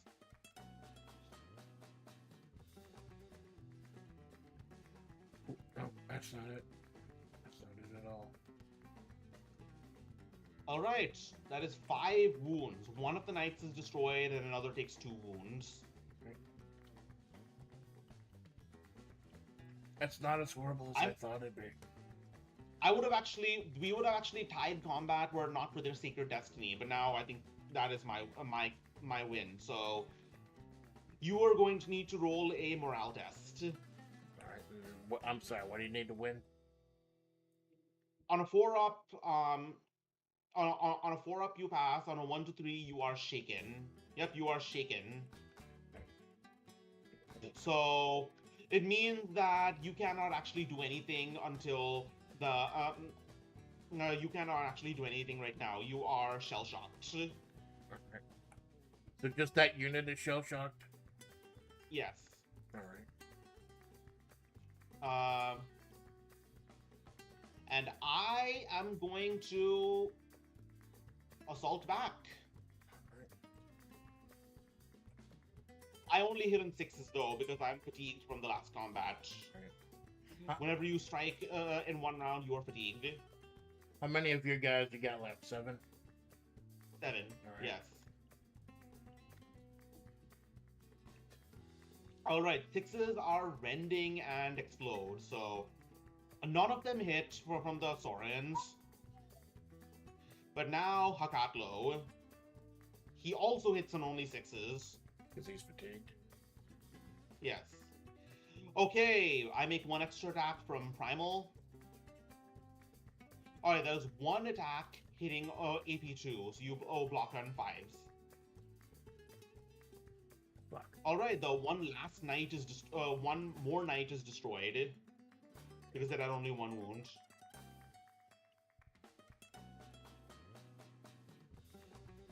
Alright, now you may strike back. You have 1 lance with no AP. You also hit on only 6s. Because I'm exhausted, right? Yes.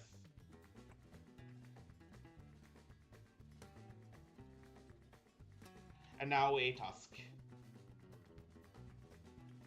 Oh, you hit. I block on a 5. Nope. That is tie combat, so nobody has to take any morale tests. Nice.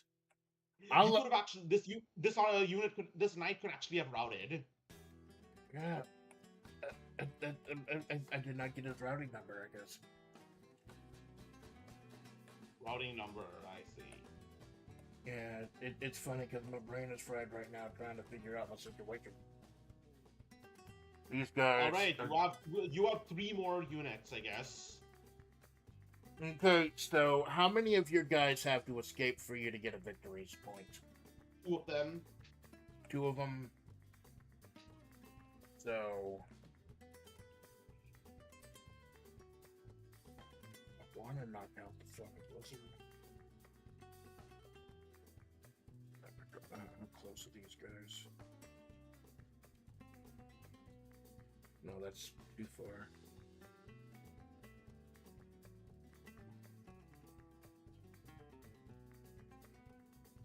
So, reminder, Ignatio has a precision mark, which means he can pick a unit within 18 inches, which friendly units get +1 to hit, or the next unit that shoots at it gets +1 to hit. Oh crap, he's just barely far away, just 18.5. Fuck. No luck there. I will... Close enough here. Yeah, I'll go ahead and use the mark on these guys. All right. So they are marked. Now I'm guessing you're going to shoot the drones. Let's see what the drones can do. I just got them. Well, now they hit on 4. Well, now they hit on 4s with a precision mark. Right. But once per activation. Ignatio's like, my finest creations. Yeah. Well, second finest. Like, well, one time I invented a new kind of monster, but this is close. This is close. Yeah, I'm gonna hit him with the drones. They got hand weapon. It says item? No, that's not. Oh, it's got rotor blades, but that's melee, and it's got the bot bows with rending.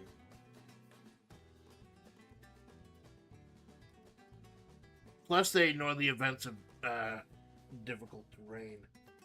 I probably should have used them to go on their other stuff, but yeah, they're fine where they are. We're gonna attack the sources.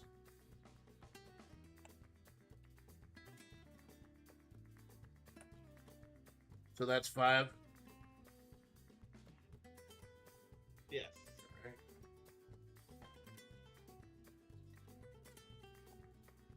That's 5. Gonna use the mark.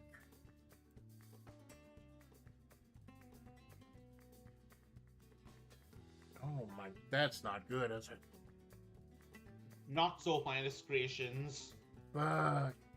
You forgot to calibrate them. Alright, now the sniper and the mortar are left. Like, wow. Oh, I missed. Oh, my. Oh, I missed. Okay, so. Yep. Invested in the mortar because of the sheer distance he has. Question is, do I want to use the mortar on these guys, or which ones do I want to use the mortar on?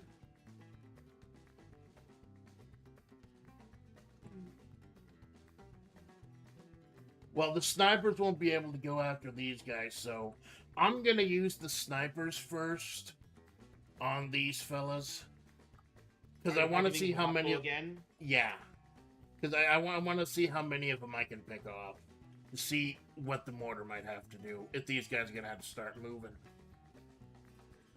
So my snipers have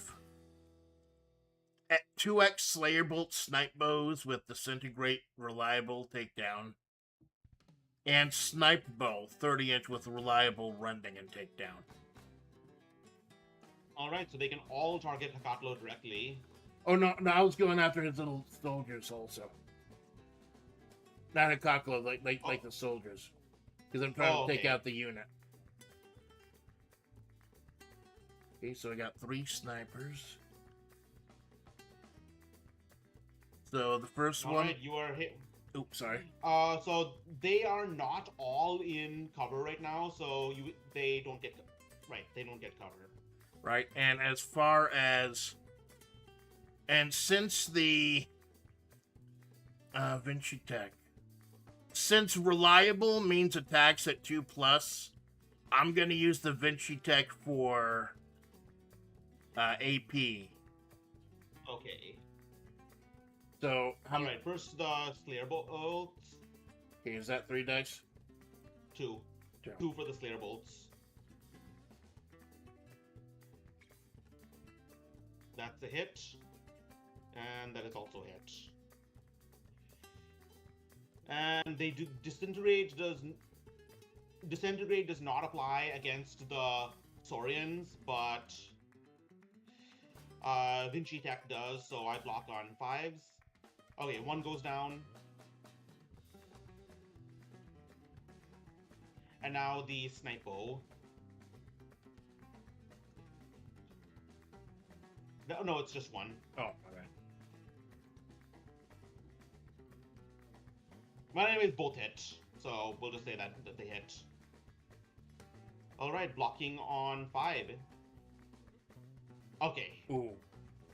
Good. And now the mortar. We got 5 dudes left here. 6, including Hakatlo. 6 including Hakatlo. Well, all the other troops here, so I'm gonna have the mortar focus on these guys here, the geckos. Because there's not a lot of coverage on the side of the board. We gotta get a little bit more mobility since the Harlequins were so less than effective. So I'm gonna shoot the heavy mortar. Blast 3 ignores cover.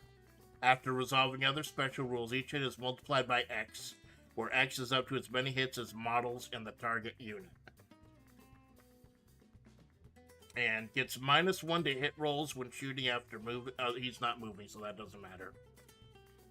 And Vinci Tech, I'm going to go for accuracy. Alright. So here we go, 2 mortar shots.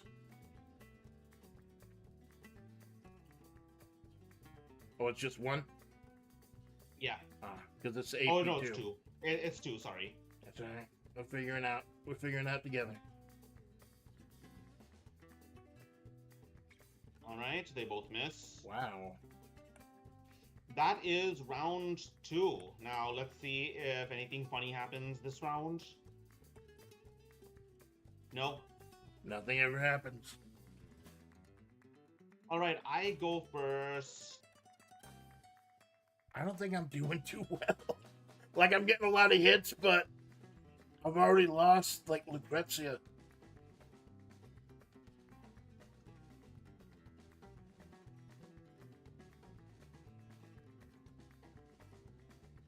Alright, the Spike Lizard is going to keep on going on his rampage.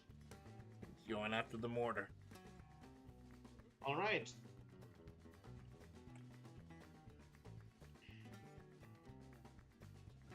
Hitting on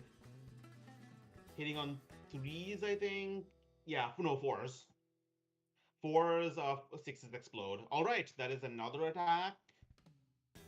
So that is 3 attacks, and you block on sixes, and one's taken cause an extra wound.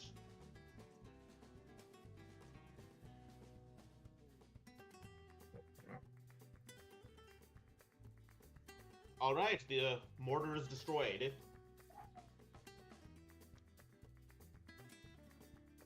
I almost feel like it wasn't worth the investment.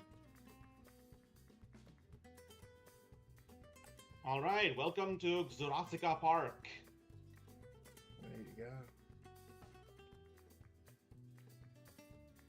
So it's round 3 now? Yes. So it's my yes. You might want to start shooting down Hakatlo. Legit.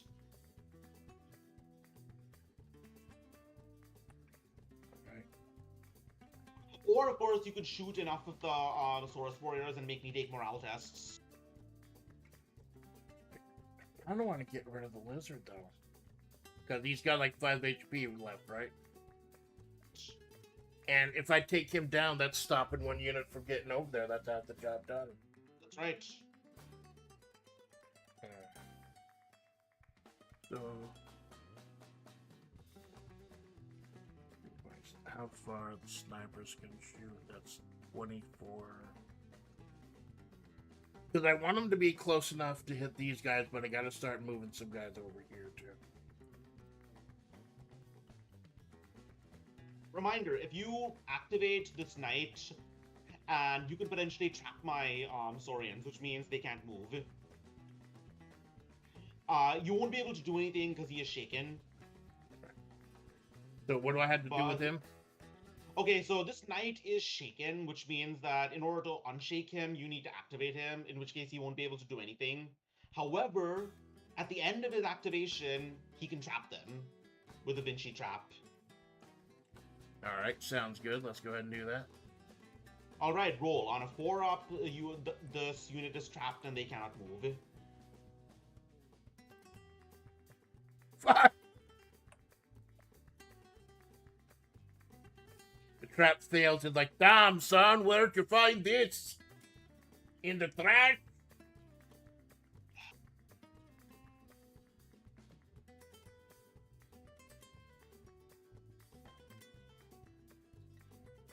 I am going to go... No, I can't. I'm still partially in difficult terrain, so I'm going to try and finish off this knight. You'll probably do it. Alright, that is 4, 5... No, 5 Saurians hitting on 4, 6s explode.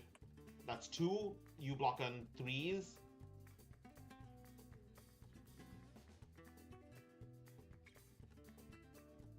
Okay. And now Hakatlo. Hitting on 3s, 6s explode. Okay, one more attack. That is 4 hits with AP2. You block on 5s. Alright, knight is destroyed.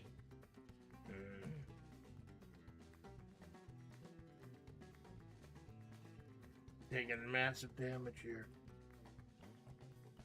Alright, you still have your snipers and your drones. Yes.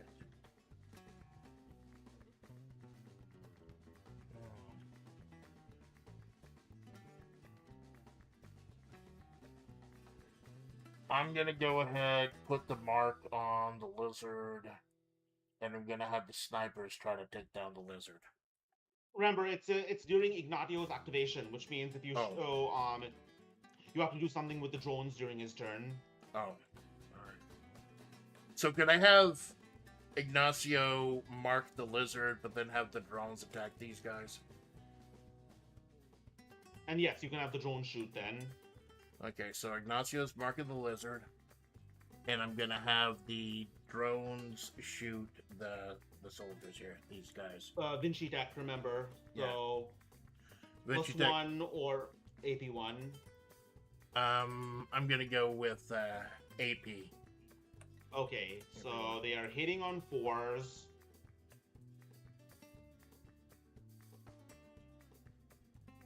On 4s.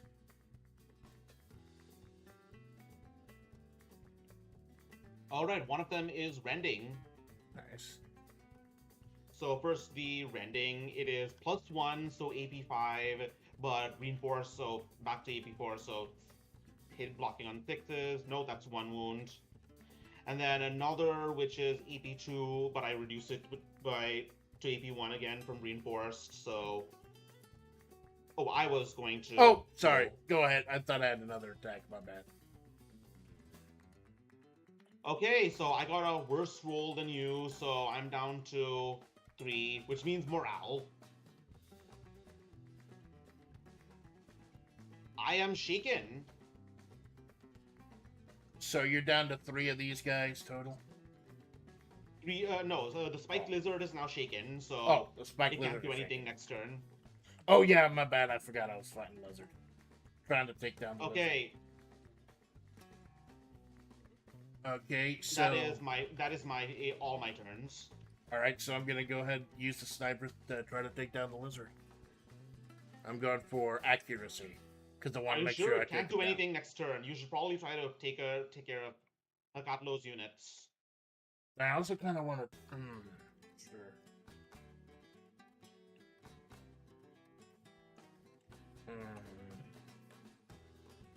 Yeah, all right. I'll go ahead and go for the units. This guy, the Hakaklo and his men, with the snipers. Oh, And I with- completely forgot. My units are fearless because of the Great Plan And what does that or mean? the Great Prophecy. On a 4-up, I can ignore his I can ignore his being shaken. I can automatically pass my morale test. Nope, I fail anyways. You're shaking and you're stirred. Okay, so I'll Looks go like ahead it. follow your recommendation. I'll have all the snipers attack these men. And so if I'm reliable, hit it 2+. And with Vinci Tech and go to accuracy, that's like 1+. No, you cannot auto hit. Ah, crap. So 1 is like a nat 1 and 6 is like a nat 20. Yes. Well, then I'll go ahead and go for the damage boost then.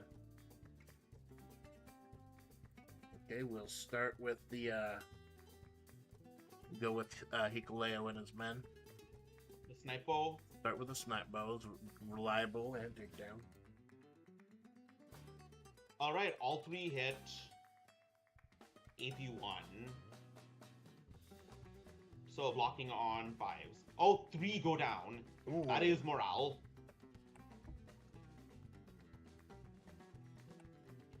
I use Hakatlo's morale, so succeeding on a 3. Alright, passed. Alright. And now I use the snipe bows. No, you used all 3. Remember, you only have 3 shots. Oh, I thought I got to use both the Slayer Bolt and the snipe bow. Well, you have 2 Slayer bolts and 1 snipe bow. Oh, I see. My bad. I got a button. All right, that is the round. I could actually lose this. Nah, I'm probably not, because, like, Hold on a second. these guys are pretty much guaranteed to get through. The only way I'm winning is mowing down these 2. So, like I said, I am Indian. I'm Indian American, and I regularly get these scam calls from people who claim that something is wrong with my immigration, which is wrong because I'm an American citizen. And they keep on saying, please come to the Indian embassy. The thing is, they're trying to fluster me, and then they'll say, give me your email address or your phone number or your bank details. They're trying to scare me and make me fall for their scam. It's total bullshit, man. Absolute bullshit. That's not how the government will work. Do not trust anything over the phone. if there's something, they will come into your place like physically or like some official document. Just like that's how these scammers work. They work on fear and they work on pressure. Trying to like that like salesmen trying to pressure you. It's like limited time deal. You only have a certain amount of time to act. It's just fucking disgusting the way some of these scammers act, man. I swear. So, I mean, I almost once fell for it before I knew what was going on. A guy pretended to be my boss and asked for iTunes gift cards. Yeah, it's like I know a lot of like back when I lived in Florida, I knew a lot of elderly people, and I had to tell them, hey, no legitimate business in the history of the world is gonna accept payment in fucking gift cards. Like, why would they do that? Like, I know the scammers do it so they can launder the money. There are like places they can do, but it's just you got to keep people informed, man. You got to warn them. And the scams are getting more and more accurate by the day because you got AI generating pictures of people and voices of Oh, people. yeah. So that's one of the reasons I took down all my IRL, like Facebook and everything. Oh yeah, I deleted my meta stuff also. As soon as I found out that they declared that if I died, they would use necromancy on my account. Oh yeah, not cool. Anyway, let's see if something funny happens. It is round 4. So what happens if we get through all 6 rounds? Is it a draw or? If we get to all 6 rounds, and if I haven't got to the escape zone, then I lose. Oh, You win. so I could try to lame you out. Although with Yeah. the way that my people have been getting mowed down, these guys are almost guaranteed to get there. So I gotta focus on taking down the lizard and these guys. Yeah.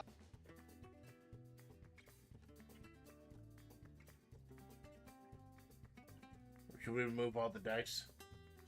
Yeah. So, Ignatio, my beloved. Wah!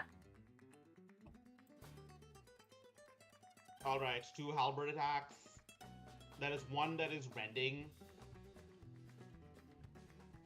So, you block on A6.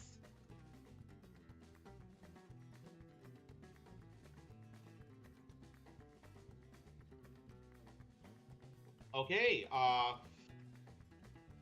the finest automata drone armor. Yeah. And now, okay, Hakatlo is going to have a word with you. I hope that's what it is. Go home and be a family man. I knew you were going to say that. Alright, that is 2 more attacks. That is 6 hits AP2. You were blocking all of them on 6s. Yeah, I'm fucked. Oh my god, I blocked half of them. That is 3 drones down. That is far better than I thought I'd be doing. Not gonna lie.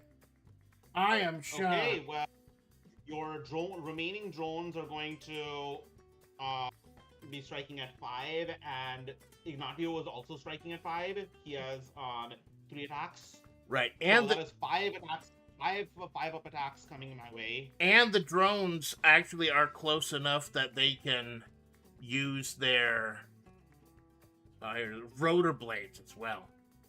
That's right, so that is a total of 5 attacks. 2 from the drones and 1 from Ignatio. Right, there we go.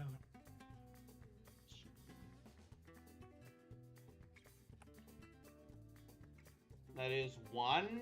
I blocked on A4. Alright. And that is morale for you. If you, unless you get a 5 or higher, the unit is destroyed. It routes. Yep, they are running for their lives.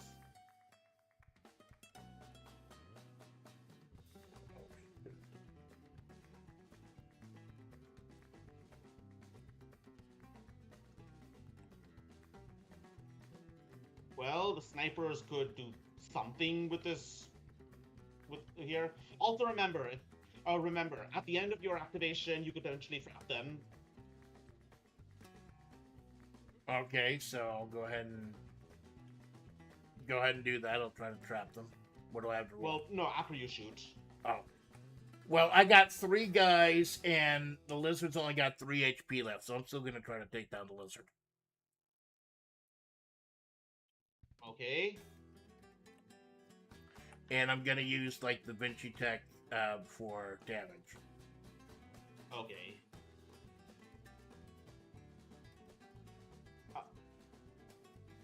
What? All right. Well, one of them was rending. Normally, you're supposed to roll them separately. Oh my bad. I blocked. Oh no! I told you I was getting too lucky early. I was getting. All right. Well, roll to see if this if my unit is trapped.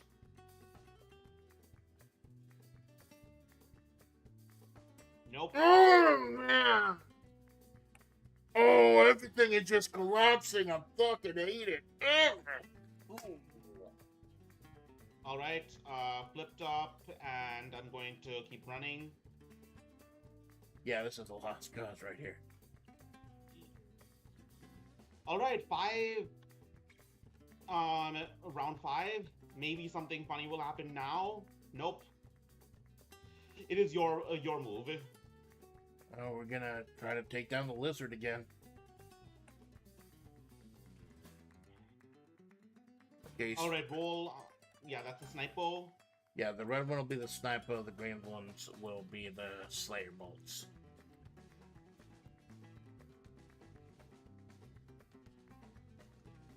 Okay, they all hit. They have AP1, right? Yeah. Doesn't matter. I'm reinforced. No, wait. The snipers have disintegrate.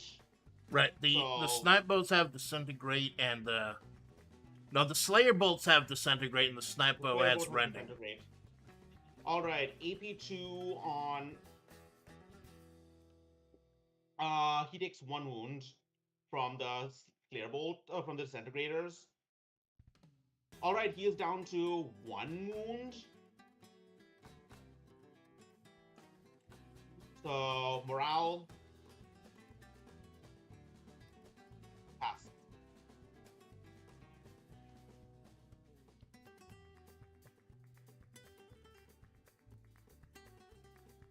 Oh yeah, that's right. Roll 86. Alright.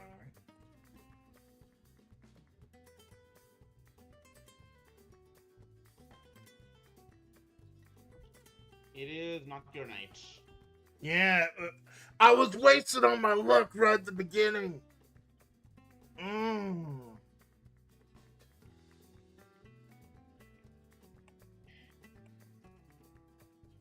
You know what? If I actually attack with, okay, first of all, I am not close enough to attack with to charge with my spike lizard. Just like you're like 0.9 away. Pure luck on my end. All right.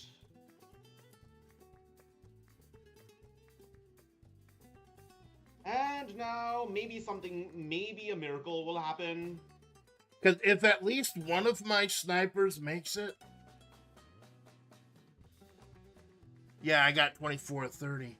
If at least one of my snipers makes it, I can still take down the lizard next turn, because he got 1 turn left after this. Alright, the two Saurians left. 1 more attack.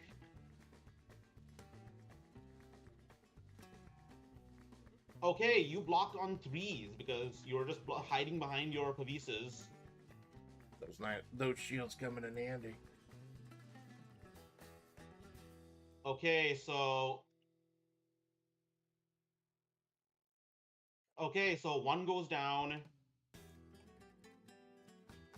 And now that is... I feel like those shields are probably the best investment.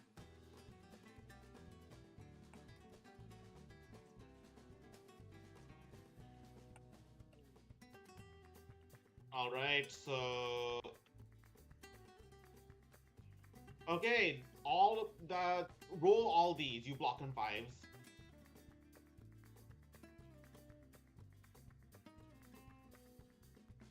It's so big I can't even drop them. Oh no.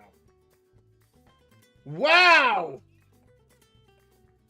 That's better than I thought I'd do. They're still destroyed. Yeah, but still. Oh shit. Okay, well that is my win. I can get to the escape zone with my 2 units next. You can get to your escape zone because I'm fucking dead. All right, that is my victory. Wait, can they get to the escape zone in 1 turn? Because there's this wall right here. Yeah. All right. Yeesh. Honestly, I personally think he was closer than we thought. Than you think. No, it wasn't. I got absolutely fucked. I admit it. I got fucked. If you had destroyed this spiked lizard and trapped my Saurians, yeah, I might have not been able to make it. Well, I whittled down some of your team at least. I mean, you knocked out my team completely. I feel like maybe the mortar wasn't a good investment after all. I put way too much money into that mortar. I probably should have used it for more troops, like more flesh shields and stuff. That is the neat part about it. You get more points added to your roster than I do. Yeah, it's like a rubber band mechanic. Okay, so let's roll to see if any of your units permanent. So what do I got to roll for the permanent? Roll for each model unit that was destroyed. On a 1, it permadies. On a 6, it actually gets an extra XP. Okay, this one's for the Harlequins. Okay, Harlequins live. They recover. Okay, this one's for the mortar. Recovers. Mortar lives. Snipers. This one's for the snipers. Snipers live. This one's for the heavy cavalry. Cavalry lives. This one's for the drones. Oh, the drones recover, are repaired and built stronger. 1 XP.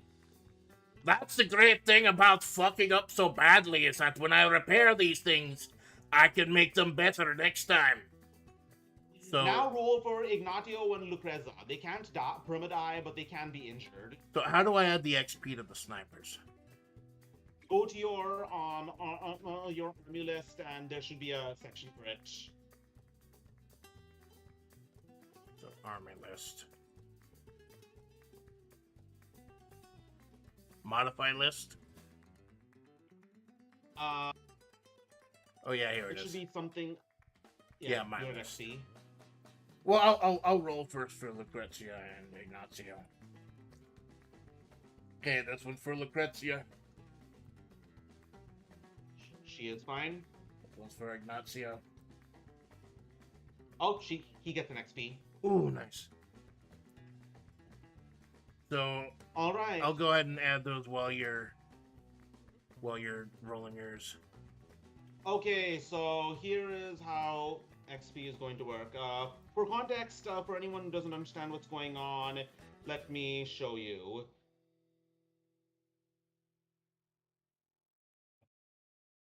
Right here.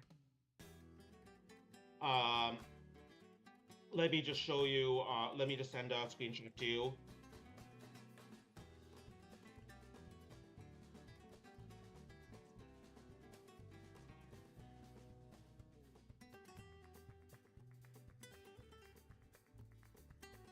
Alright, so the geckos get 1 XP.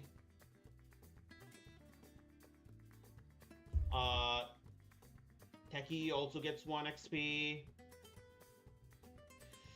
Because the Thorians killed a hero and its unit and did not die, because the Spikelers, it gets 4 XP. Alright. And the same goes for Hokatlo and the Saurians, because it destroyed Ignatio. Alright, now to add units. I get 150 points to my roster. You add 300. You can remove some of the your units and get refunds. So another 300. So that basically puts me up to 1050.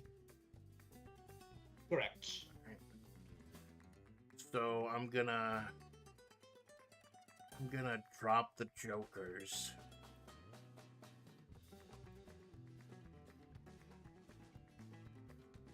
So I'm sorry, how do I edit on the my list? How do I edit like the max? Because it's still just 750. Go to the top right. Top right. Edit. Click edit list. And say use custom points limit. Edit details.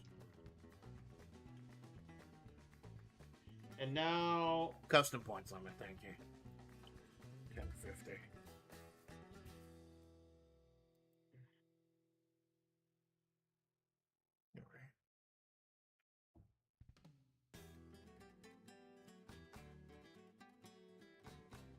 I'm eyeing that big boy, but I don't think I'm going to get the big boy till the end of the game. Unless I screw up really bad. Are you deleting anything? I'm getting rid of the Harlequins. The Harlequins are really not that useful. Alright, I am moving Hakatlo to a new unit of Gators.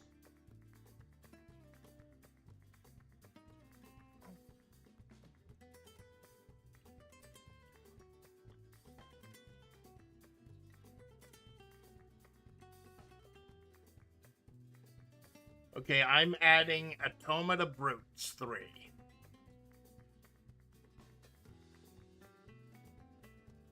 And... oh, that's perfect! That gives me the 1050 exactly. So I'm dropping the Harlequins. I'm adding 3 Automata Brutes and 5 City Guard. No upgrades, because that'll give me exactly 1050. Okay, so the next round, you have 1050 points than me. There are 2 ways we can do this. We can both have 900 points, or you can have 1050 points and I have 900, but I get 3 underdog points, which means I can re-roll an entire set of rolls. Yeah, that sounds fair. Alright. Alright, let me just gather everything together. You're getting rid of the Harlequins, so... right, I'm dropping the Harlequins. I'm getting 3 Automa Brutes, with just some bruisey dudes. And 5 City Guards, like meat shields, with crossbows.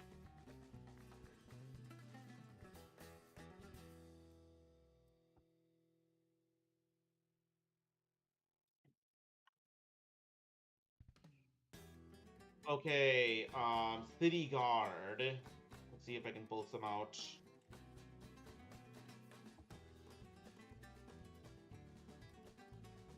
What weapons do the City Guard have? City Guard have 5x Slayer crossbows and 5x hand weapons. Okay. Oh yeah, I gotta hook Lucrezia up to someone. Okay, tell me if you can click on this. Over here. Tell me if you can click on this. What, the missile troop? Yeah. No, I can't. Oh, guess not. Alright, let me see if there's anything in the Empire bags.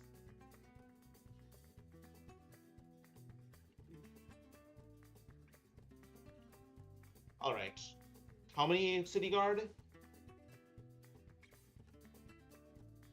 Yep, I can pick that up. How many City Guard are 5.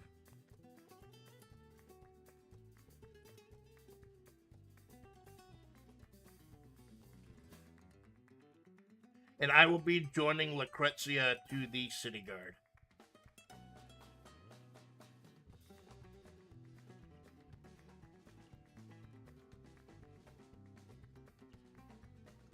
Amanda? Yes. What are you joining them to?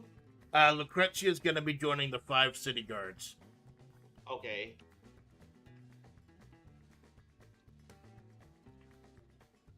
I'm keeping Ignacio with his drones. And My, how many automata brutes? total 3. And they got 3 heavy hand bows and 3 brute lances. And they're fearless. All right, we'll use Ogrins for this. Nice.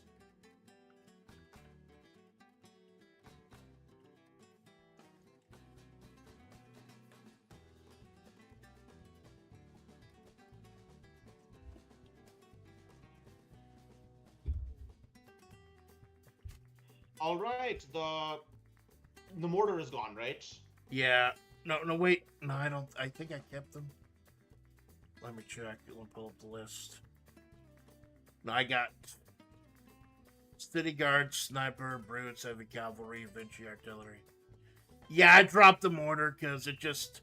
I feel like even though having that like tons of range, only hitting once a turn, like that was kind of hamstringing me.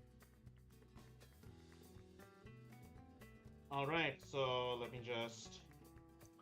Yeah, so I got Lucrezia with the city guard, Ignacio with the drones, snipers, brutes, cavalry, and artillery.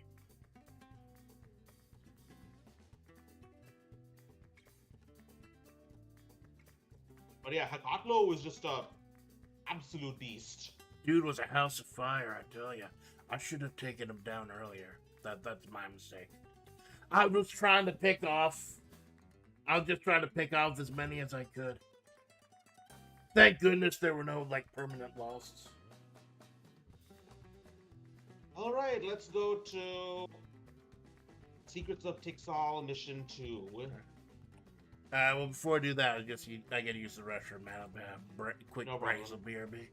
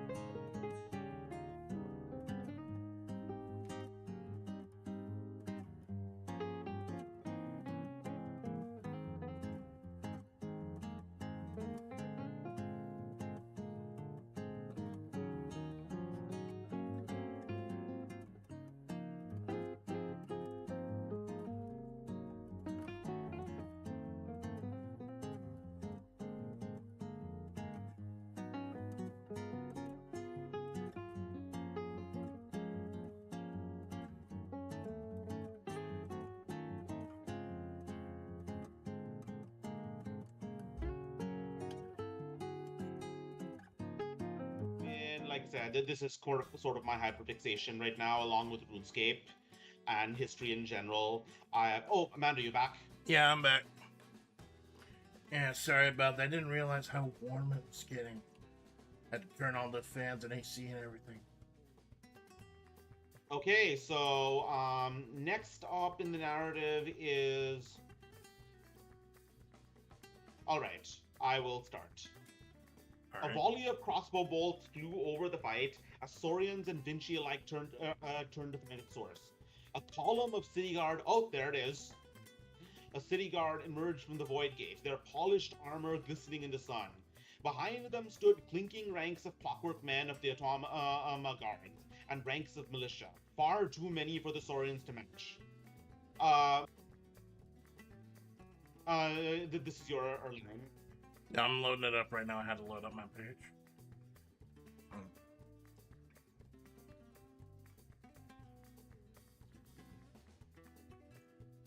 Ah, yes, Ignacio beamed with pride. Reinforcements! What took them, Lucrezia? Hakatlo extended his arm out, easily tossing Teki over his shoulder. We need to get out of here, now. Seize them! Ignacio cried out, pointing towards the Saurians. Teki looked up. He could see that most of his people had already started retreating. Many of the geckos scattered while the Saurian warriors made measured movements, keeping an eye on the advancing Vinci. Vinci militia, guards, and scouts rushed toward them under the cross-cover of crossbow bolts. While the larger Saurians and Gators were able to push them back, some of the Vinci managed to grab a hold of the less fortunate geckos. Teki looked on helplessly as Hakatlo dragged him away. Then he felt a bump as Hakatlo grunted. A crossbow bolt now jutted out from Hakatlo's arm. The Gator paused for only a moment and then went back to running. He shifted his head back to see Vinci soldiers pursuing them into the jungle. The Saurians dodged quickly in between the tree trunks, outpacing their foes. Soon, the metallic clang of the city guard's armor faded into the distance as the Saurians regrouped.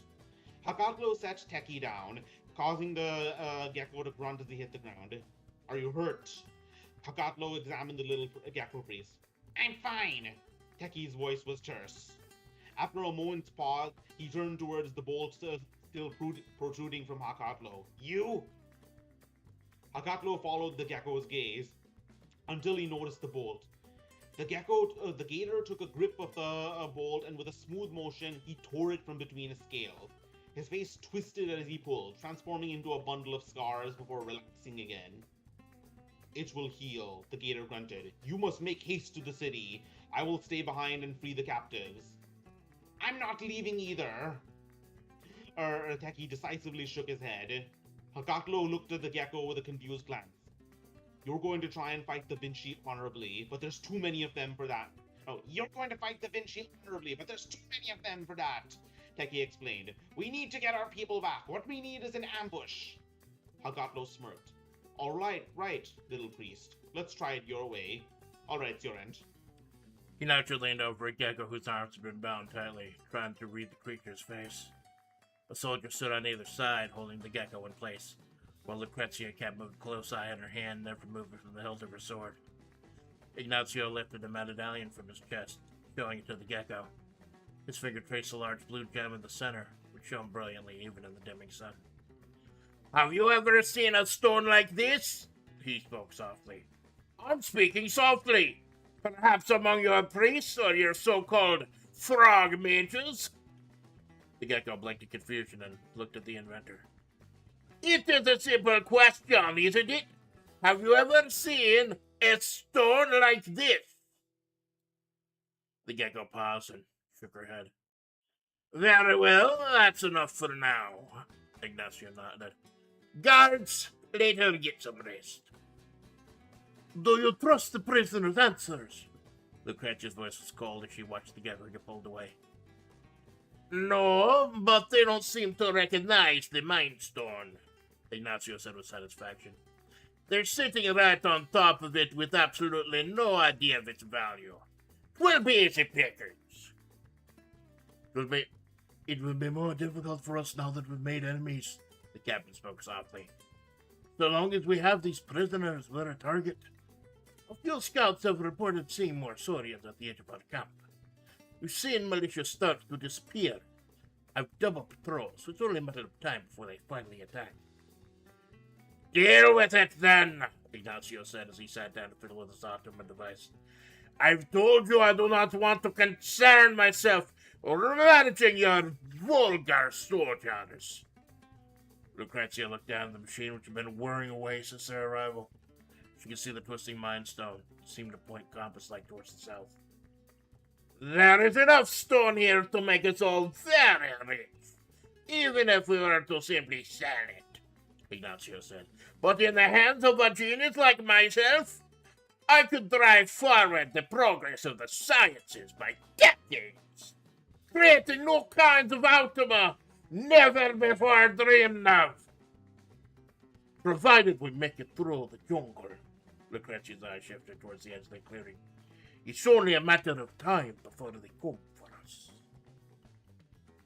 Alright, the time has come for the Saurians to launch their ambush, targeting where the Vinci have set up their camp. Uh-oh. Teki and Hakatlo must strike quickly to save their prisoners and escape before the Vinci can call for reinforcements. It's a good thing It's a good thing I dropped my long range in favor of some more melee units if this is going to be the next. I'll admit the only actual mission I looked forward to was Act 1. I didn't look at this one yet.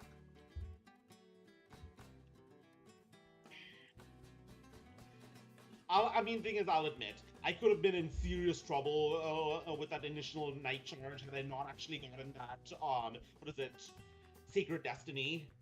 That's cool, man. It's just Act 1, man. I may be hamming up the frustration a little bit, because you know me, like, if I'm yelling and screaming, I'm hamming it up. If I'm really pissed off, I just stop talking, period. It's the play, man. It's a theater of the mind.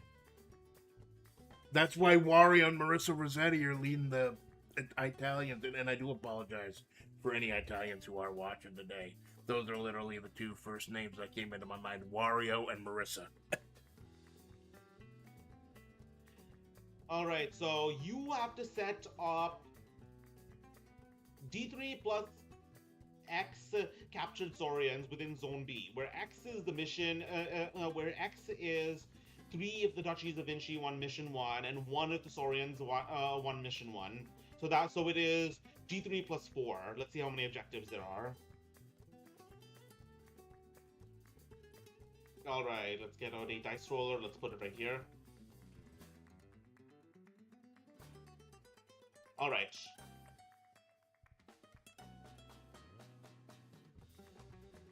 Alright, there are 3 objectives. Let me get out objective markers. They must be 3 inches within, away from each other and within the box. So what do these what do these markers do? If one of my units is within 3 inches of a marker while enemy units aren't, then I remove the marker and it counts as being carried with it. If a unit is shaken or destroyed, the marker is dropped within 1 inch placed by the opponent. After 4 rounds, if I have at least half of the objective markers under my control, I win. So I can pick up these objectives and carry them. These are the units you captured. Or at least you would have.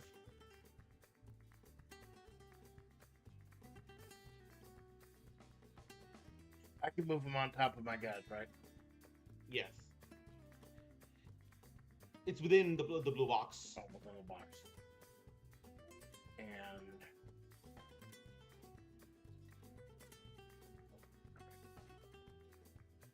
spread them out a little. That's good. Okay.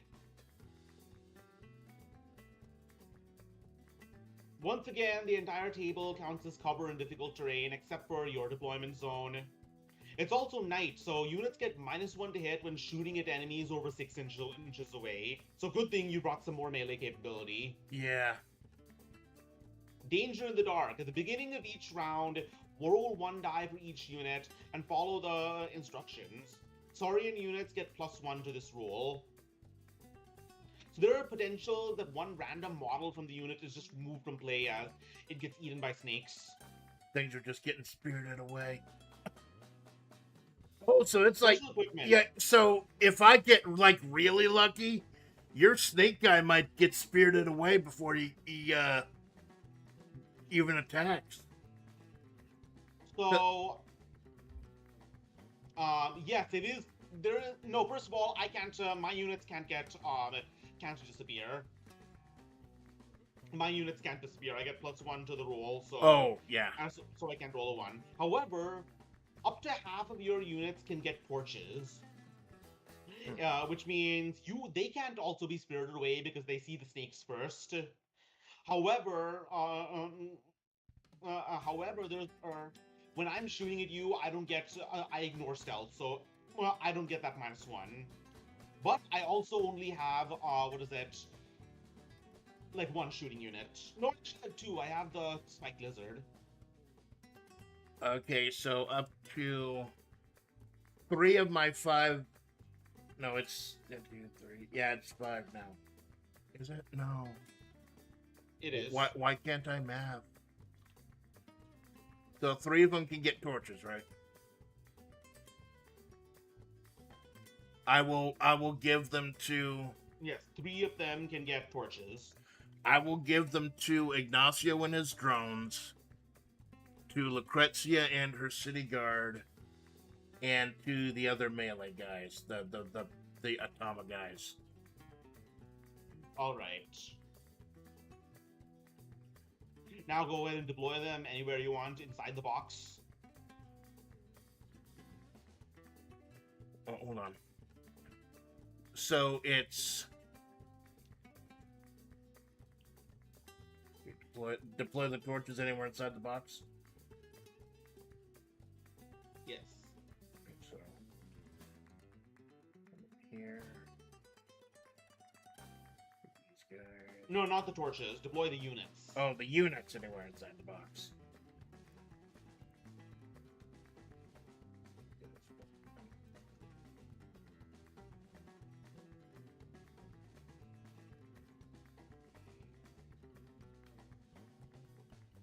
Sniper's back of them.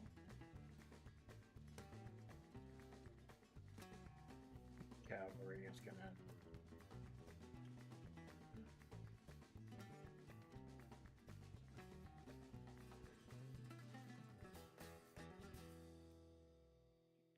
Want to make sure I get all the city guard together.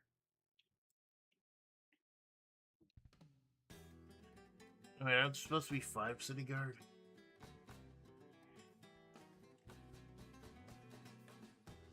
Yes, there are 5. Oh, there we go, my bad.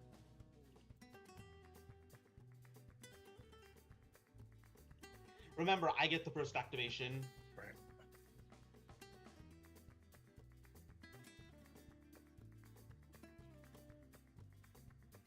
Old hag precision is not a thing, unfortunately, in 2026. It's take a minute.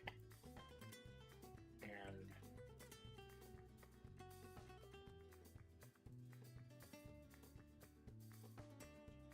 Natsu and his drones are gonna camp out here by the objectives.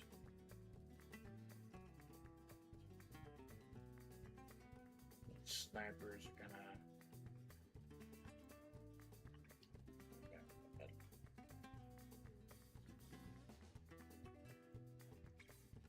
Yeah, so I think that's okay. Hey, can you send me another link to your current army? Alright, hold on.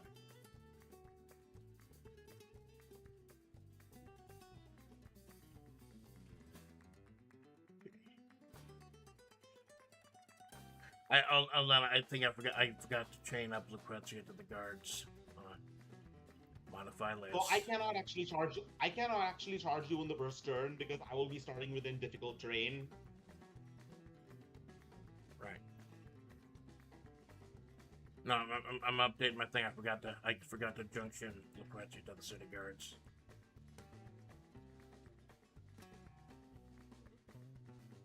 Join the unit. To the guard.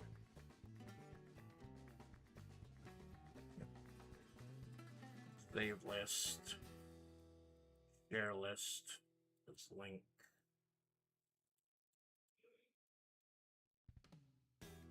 Control V. Pulling up. Live TV, baby. Yeah.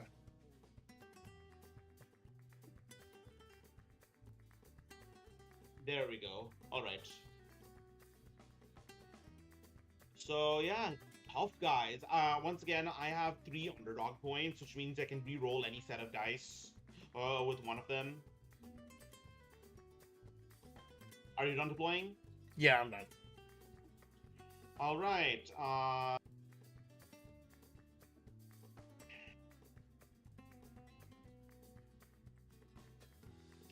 I'm going to put my gators.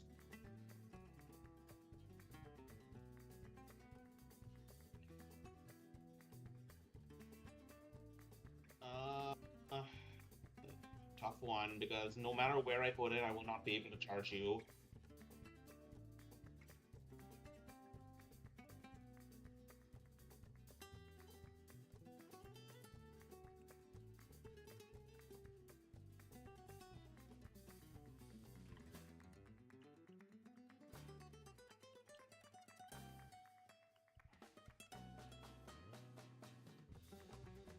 Okay, I'll put my gators here.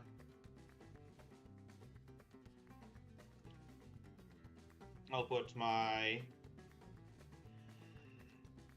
geckos right here because it's where it's 6 inches away. I'll put my spiked lizard right here. He can charge as normal because he has Strider.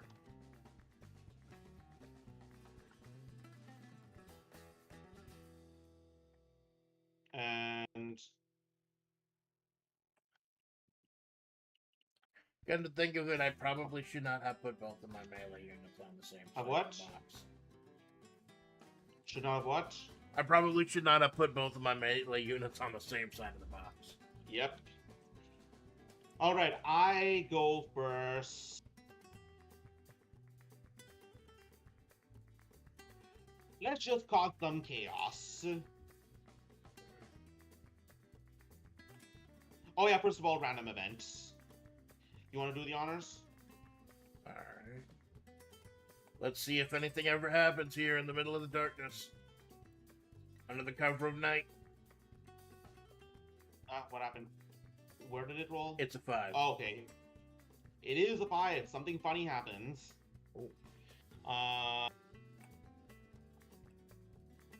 Let me just show this on screen. Oh, once again, I forgot to turn the screen off, but let me just show what's going on.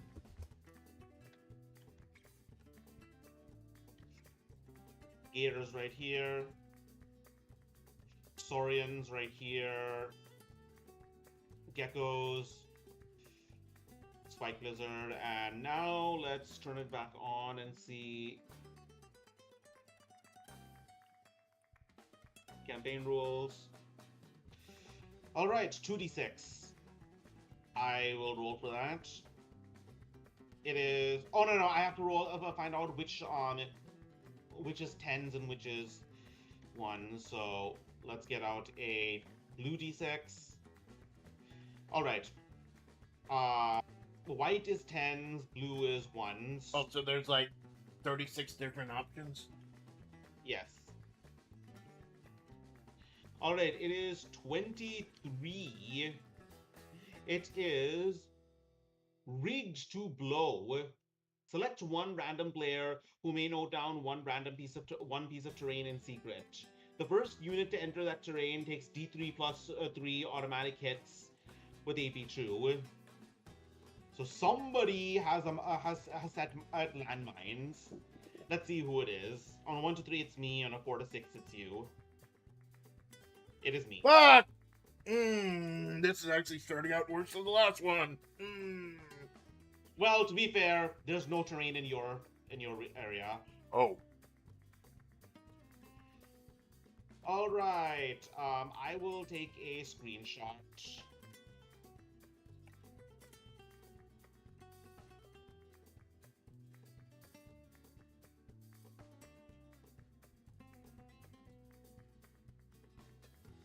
Honestly, I don't think this will make a big difference. All right. Because it's hard for me to enter it as well. It's hard for me to avoid it.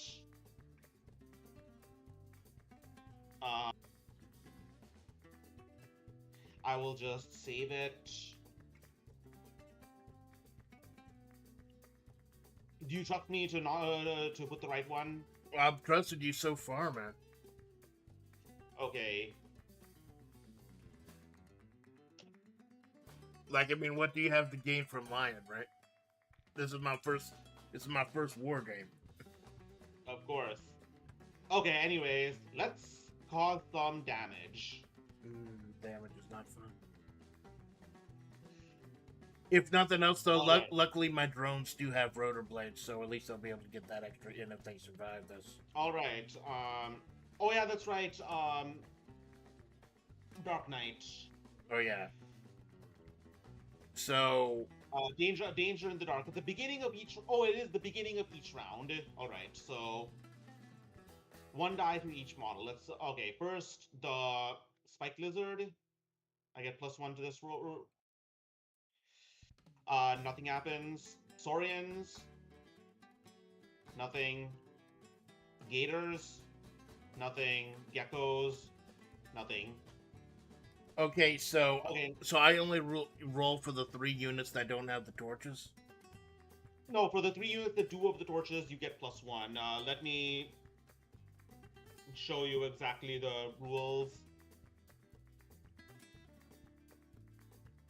Yeah, so the 3 I gave the torches are Lucrezia's team, Ignacio's team, and the Automata Brutes. Yes.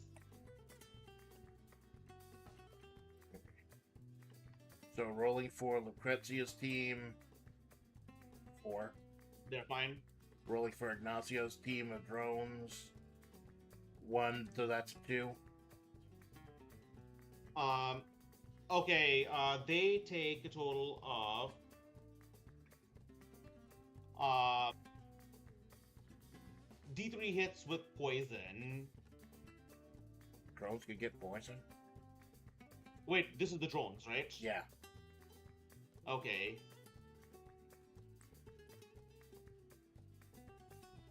So... Oh, never mind, you roll for it because they're auto hits, so you block. Right.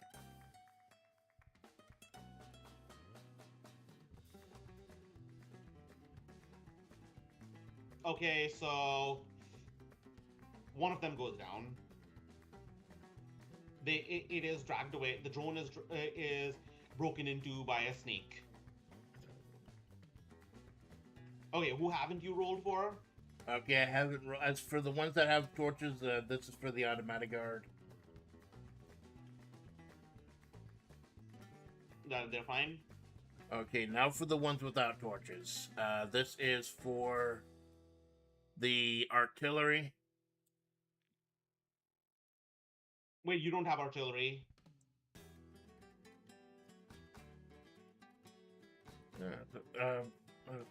Yes, edit my list. Yeah, I got. Oh, so you didn't actually get rid of any of your artillery? No, I got rid of the mortar.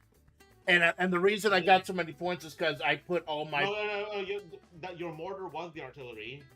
No, there's Vinci artillery, and then oh crap, I didn't, did I?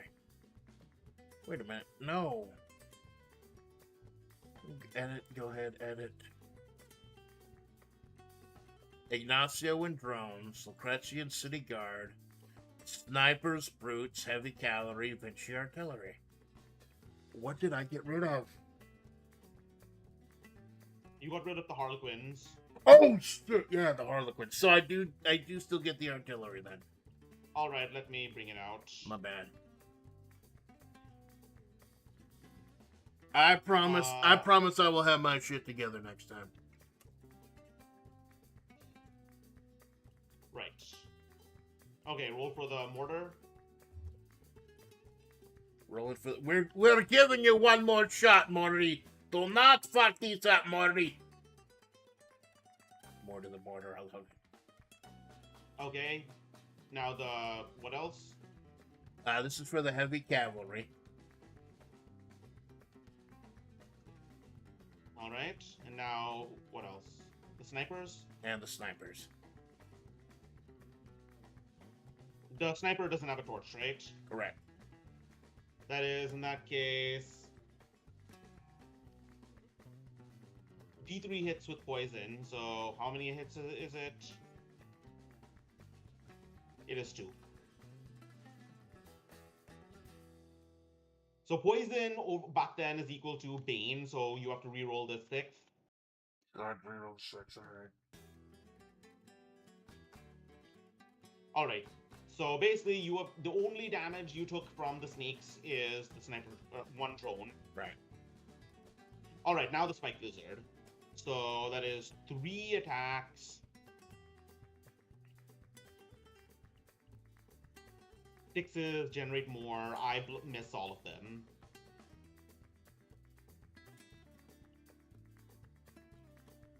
All right, so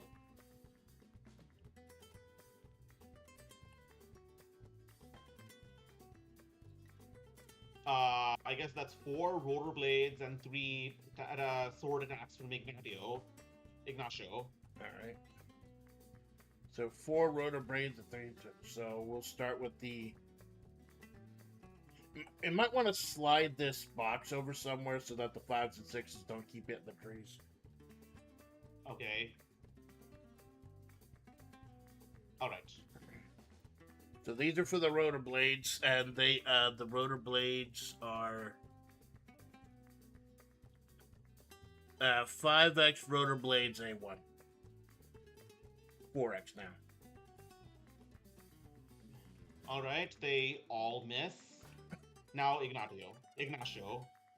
If you can get even 1 wound, if you can get even 1 wound, I might have to take a morale test.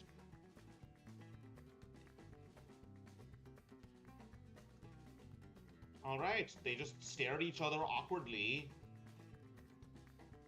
That joke's on you. I do everything awkwardly. I'm still trying to. He's just wandering around. Where'd that fucking drone go? Don't tell me the snake got into the drone.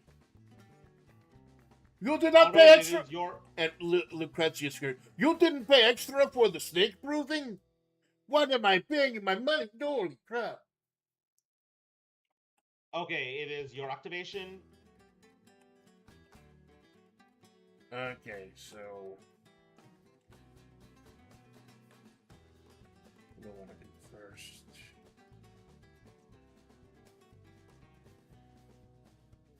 How do I want to handle this first? So I'm gonna first of all have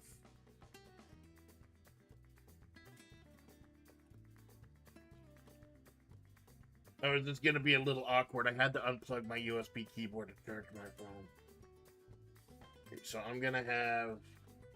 You cannot charge them. They're in difficult terrain. Oh.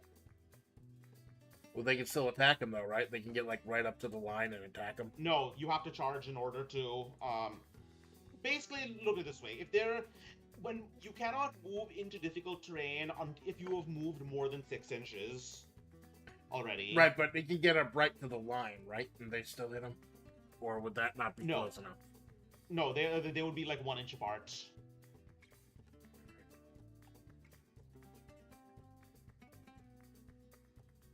So would the guard be close enough? The guard's a little bit closer. Oh yeah, that's right. In that case, I have to move back. I can't start within 6 inches of you.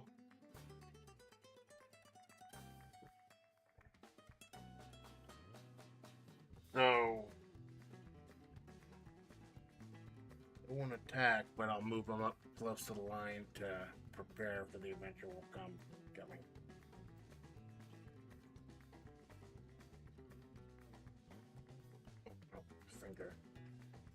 Finger. The reason I was able to charge the full 12 inches with my spiked lizard is because it has Strider, so it ignores string. So they're just leering at him, just daring him to start some shit. All right, I will take you up on that dare. All right, this is the fun part. Except that this is the part where I die, which is not the fun part. All right, hitting on 4s, 6s are extra. That was a 6.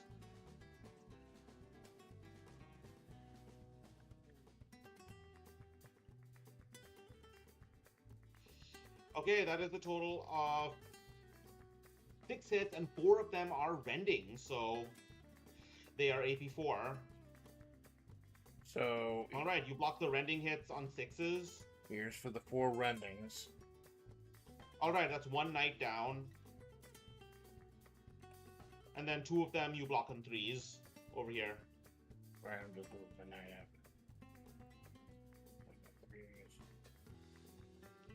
All right, so that is 1 knight down. No, I already took 1 off. Yeah, so now you may strike back with 2 lances and 1 tusk. Yeah, I got the lances and the metal tusks. So the lance, I don't think thrust counts though. So 2 lances. Both hit. Good. I block on 4s. All right, that's 1 down. And now the tusks. Metal tusks. All right, AP 1, so I block on 5s. All right, I win combat, so you are going to have to take a morale test. All right, you are shaken. Mm-hmm.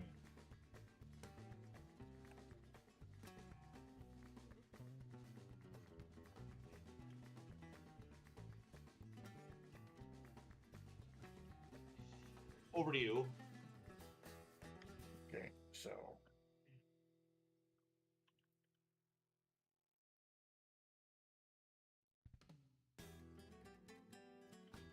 well,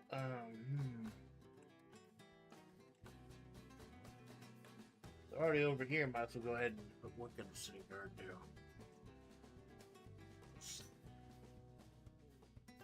I'm guessing you're going to shoot. What is disintegrate? Ignores regeneration against units with most models have defense of 2 to 3. This weapon can save please plus 2.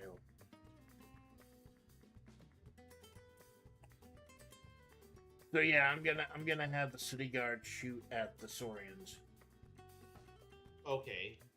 So it is 5 attacks normally. Right. On what's Lucrezia's one? Lucrezia's gonna hold off on using the cardio for now. By the way, you need for Vinci Tech, you need to actually move back and shoot to get 9 inches away. I think I got enough. I think I got enough space to do that.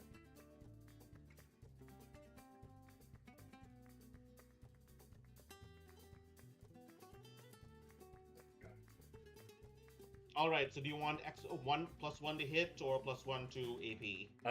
+1 to accuracy. Okay. So you are hitting on 4s.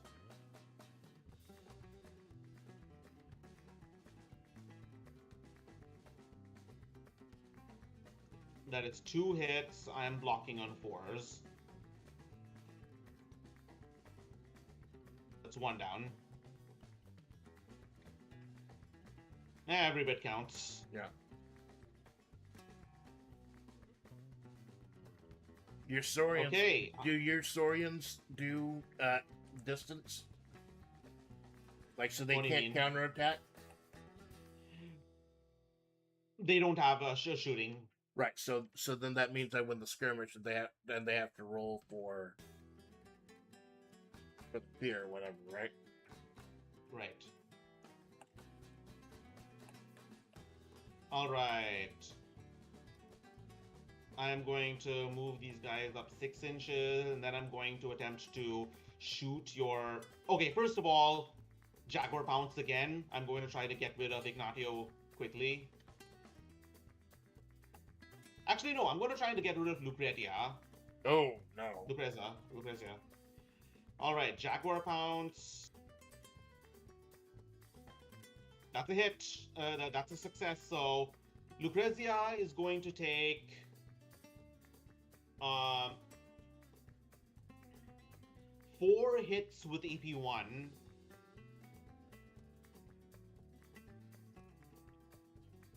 She blocks on 5s. Oh, she is down. She is destroyed. What the fuck? A spirit jaguar just comes out of nowhere and takes a big bite out of her. Jesus Christ, this lewd is useless. And then I'm going to start shooting at your drones. Lucrezia, what the fuck, man? Look, you should have looked behind you.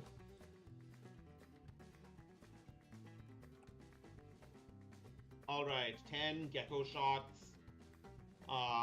One of them is a sergeant.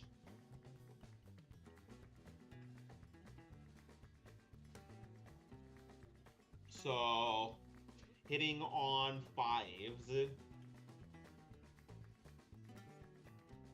Okay, that's 1 extra attack from Primal. Alright, that is 4 attacks with Bane. 4 hits with Bane. So, no AP. So, you have to reroll 6s. Alright, one of them goes down. So 1 drone goes down. And all that for taking down just 1 drone. Oh wait, that's right. These are drones, so they have 3 of them go down. How come? Because they have defense. What do they have? Defense 5 or 4? The drones have defense 5 plus, quality 5 plus. Yes, so you block on 5s. Alright, now morale.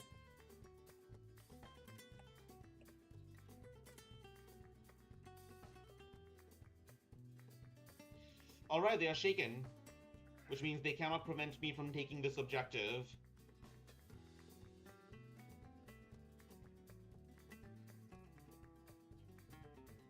Alright, your go.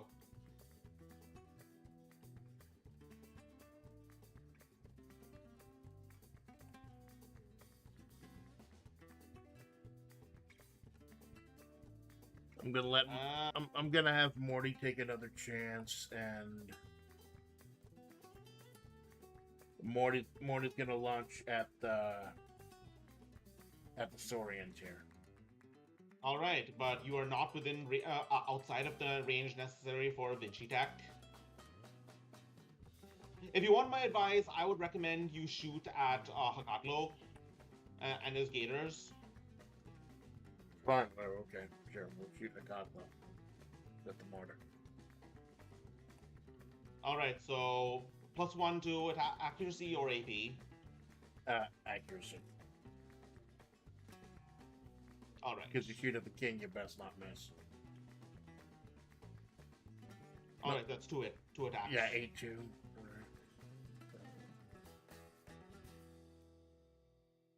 Okay, that's 1 hit that is multiplied by 3. And that is AP 1, so I block on 4s.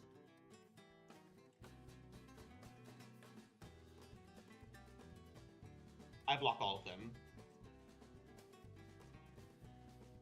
They just keep on moving. Anyways, your brutes are probably going to be the ones with the major stopping power.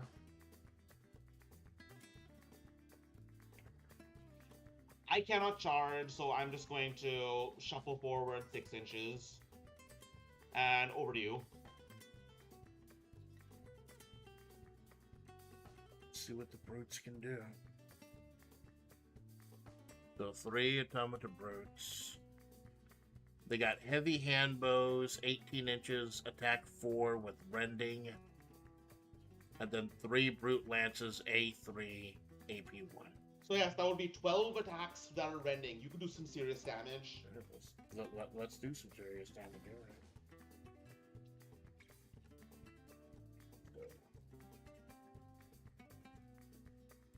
4,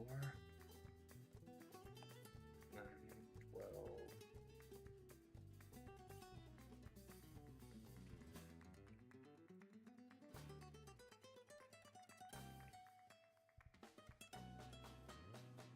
12. Oops. All right, hitting on 4, 6s are rending. Whoa! 9 hits. I'm going to use my underdog point, so I reroll defense. All right. Blocking on 3s with these. I block all but 1. Now rending.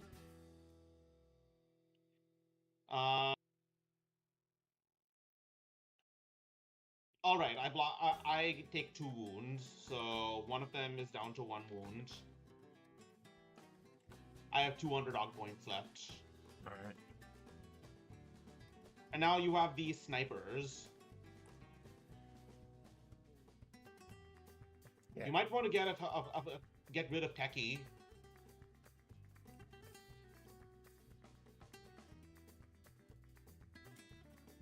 Since, you know, he is a caster. Okay, sure. I'll have. Where's Techie? He's right here.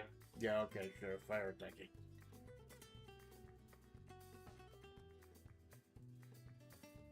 Yeah, these snipers have the 2.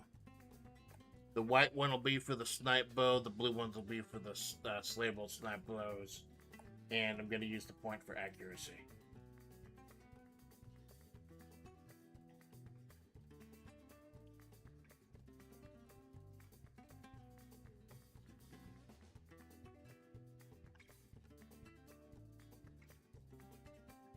Okay, so...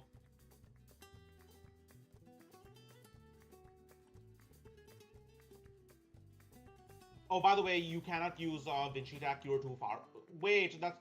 Oh, that's right! You're shooting at Techie specifically, so yes, you do get Vinci Attack. So, what, AP, right? Yeah. Okay, so...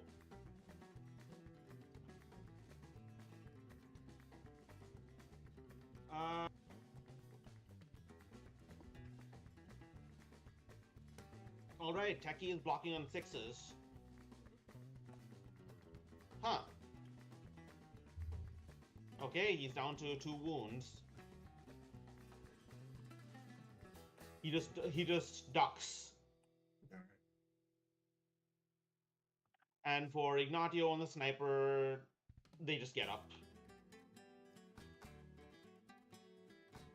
Okay, so I do not claim any of the objectives. It is round 2. How many rounds is this act? 4. 4 acts. Okay.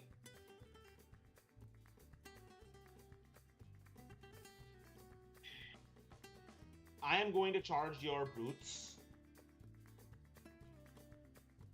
with Gatlo. So that is going to be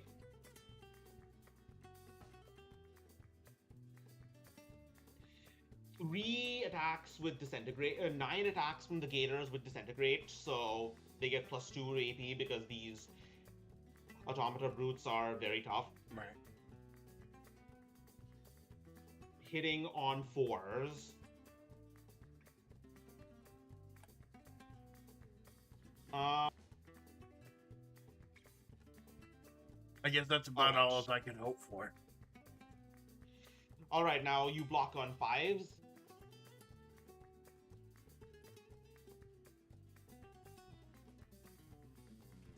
Alright, one brute goes down. And now, Hakaklo.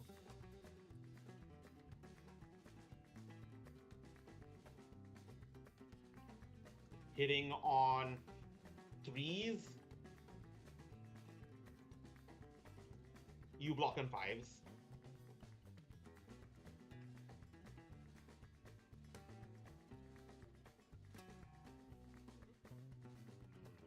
Okay, there's one more down, and I completely forgot. Random events.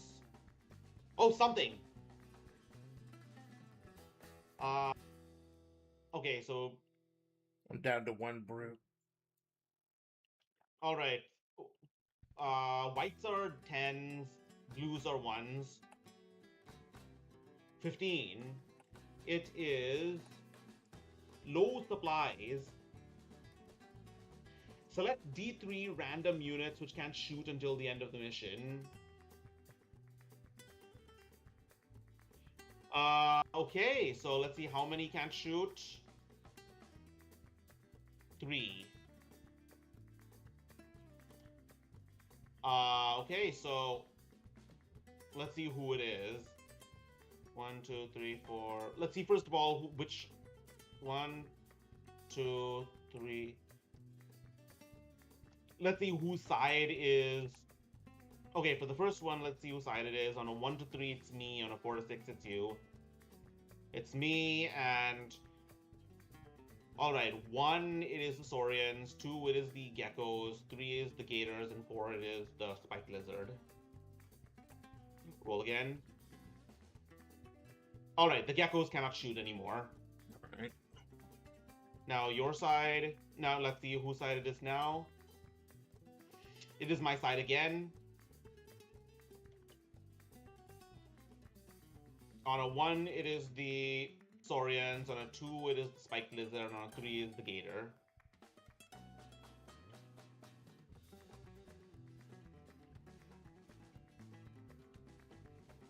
All right, gators just can't shoot. Doesn't matter. They didn't have anything. 1 to 3, it's me. 4 to 6, it's you. Oh. All right. On a 1, on a 1 to 3, it's the saurians. On a 4 to 6, it's the spike lizards. All right. So basically, the only one who can shoot now is the spike lizard. Anyways, the automata brutes can shoot back, can strike back now. The one brute. Oh god, that is so lucky for me. But that kicks in like next turn, right? No, it's this turn. This so so basically, my geckos cannot shoot anymore. All right. So I roll 1 because I only got one guy left, or 3. You have 3 attacks. all right. I put up OBS for a moment just to make sure the audio was okay. I get a little paranoid about that. You're hitting on 4s. Oh, sorry, I grabbed one. Your attacks hit 4s. That's AP1. With rending. I block on. No, wait, that's the hand bow. I block on a 4. All right, another gator. All right, one gator goes down. Wow, Anyways, actually took out a unit. One. All right, roll for morale.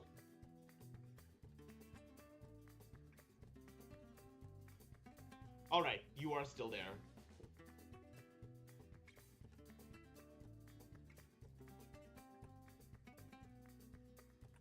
I just lucked out back because like I've got a lot more actual snipers than y'all do, so I'm just lucked out that I didn't get hit by anything.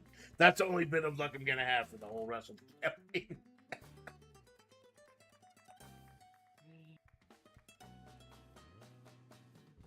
All right, over to you.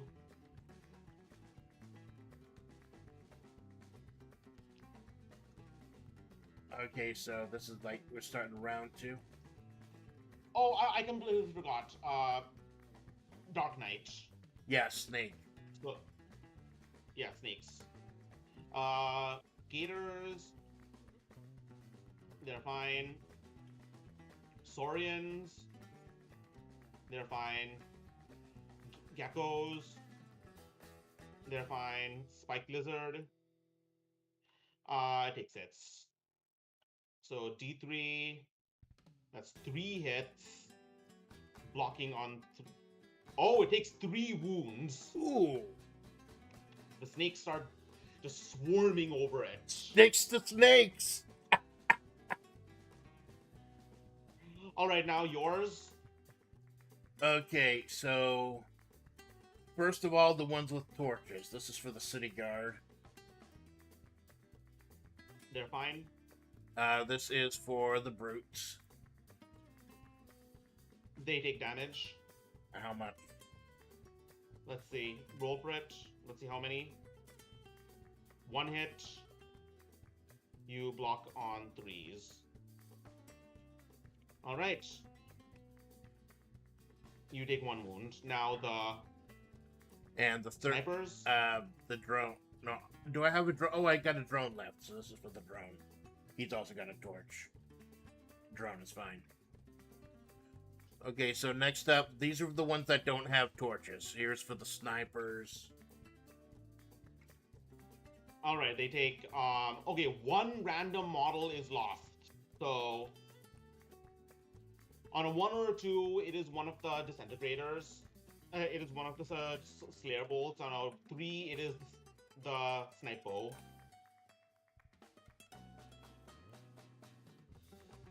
Alright, one of the disintegrator bows is lost. It just gets devoured by snakes. These snakes are having a good time of it. Okay, Morty, this one's for Morty.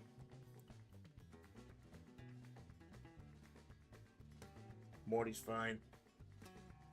And this last one is for the 1 drone I got left. Okay, the 1 drone takes, let's see how many hits they take.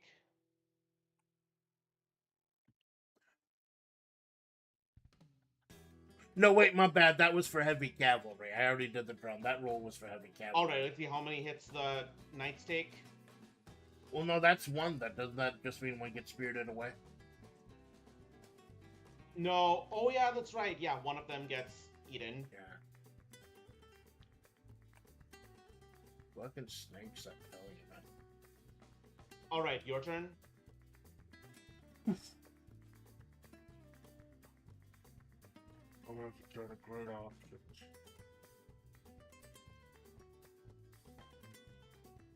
So the lizard's down to 3 HP, right? Yes.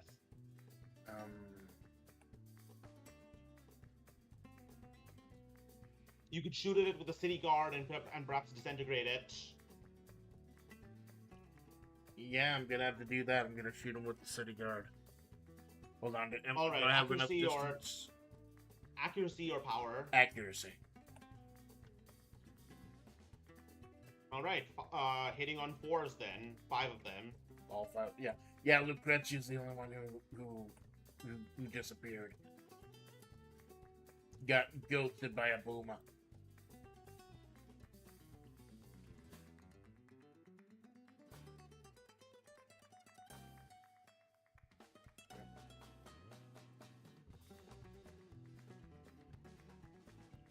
Okay, I am blocking on... is reinforced, so I am blocking on 4s. Alright, he takes 1 wound, which means he has to take a morale test.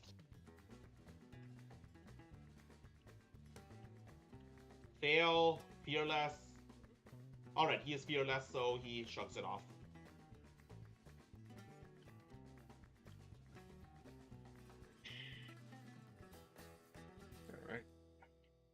Alright. Spike Lizard is going to attack again. He's gonna attack the drone and Ignacio. Yep. 3 attacks. Hitting on 4s. That's 1 hit. AP 1, so you block on a 6. Alright, the last drone is gone. Now Ignacio may strike back. Hitting on 5s. Ignacio doesn't get to do stuff. What is it? He's got hand weapon. Hand Yeah, weapon so he can attack strike back. 3. Yeah, so 3 attacks with his sword.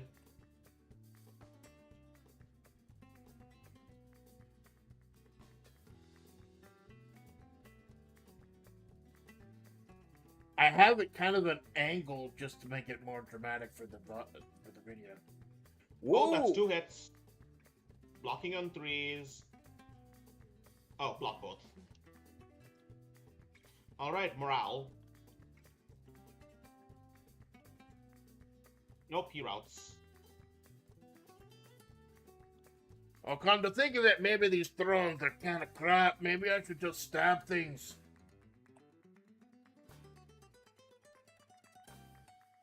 Alright, he routes. Oh. Okay, who do you have left? You have the snipers? No, you have the mortar. I have the mortar, I got one knight, and they got the two snipers. And the one brute.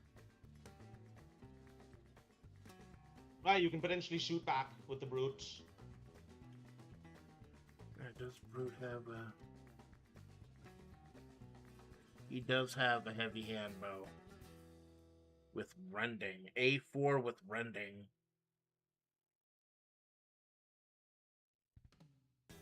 Yeah, and if he runs back 6 inches...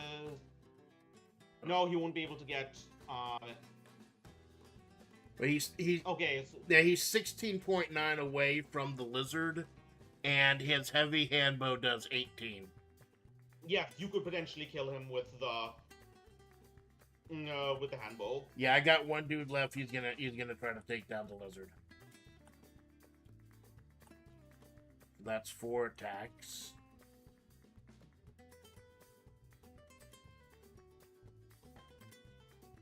Oops. That's fine, that was an extra die anyways.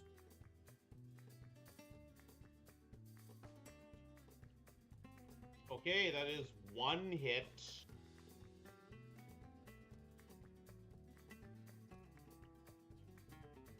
And I block it. You are not getting the best rolls. Yeah, I see that, man.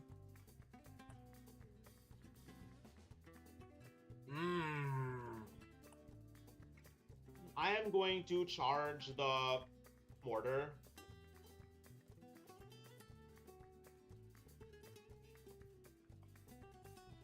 With my geckos, so that is going to be 10 attacks with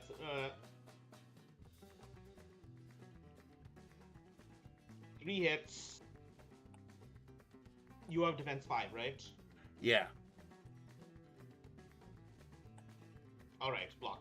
See if you can block any.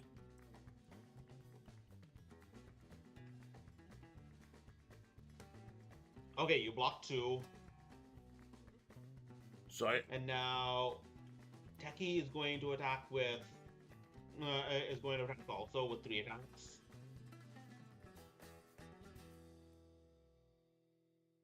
Oh, that's right. The attacks have Bane, so you have to reroll.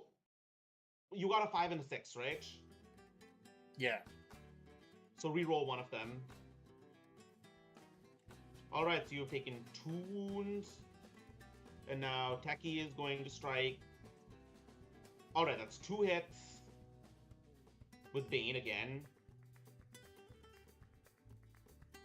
Alright, the mortar is destroyed.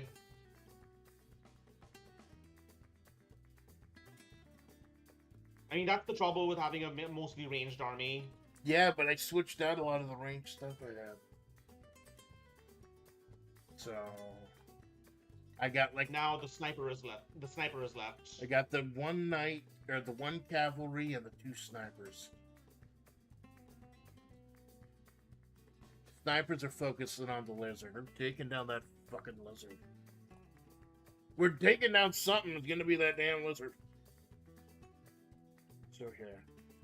The green one will be the Slayer Bolt. The blue one will be the Snipe Bow.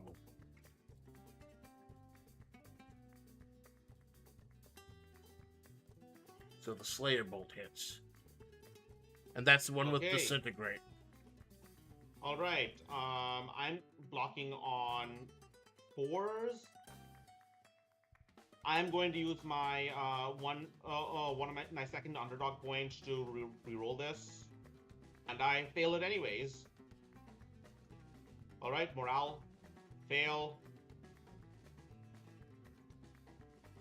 All right, succeed. So, is he down to 1 or not?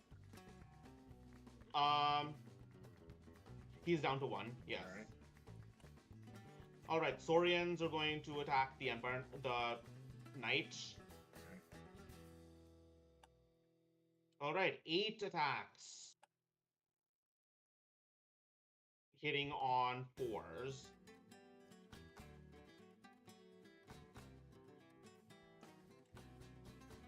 One more from Primal. All right, that's 4 hits. You block on 3s.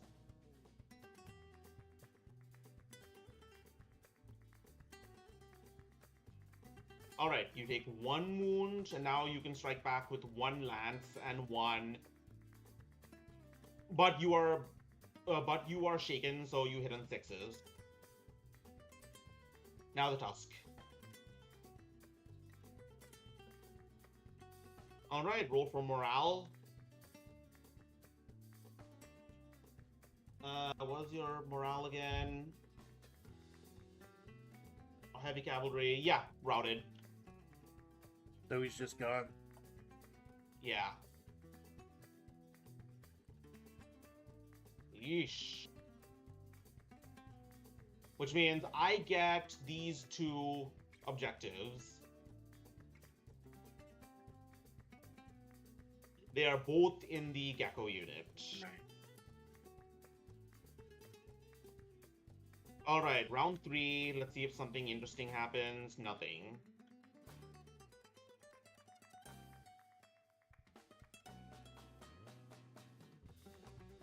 Alright, it is your turn. Steve, you can finally take down that lizard. Yeah, my 2 snipers are gonna go for the lizard. Take down that fucking lizard. The green one's gonna be the Slayer Bolt. The blue one is gonna be the Sniper.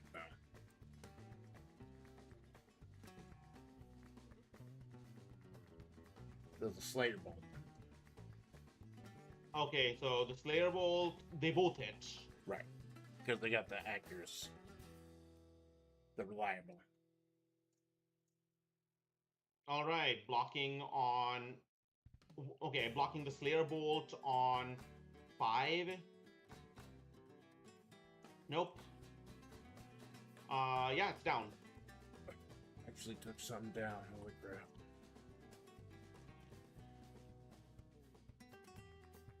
Alright, I am going to try to...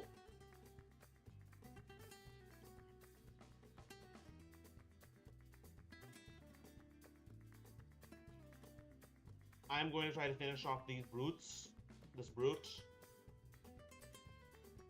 Alright, 6 attacks hitting on 4s.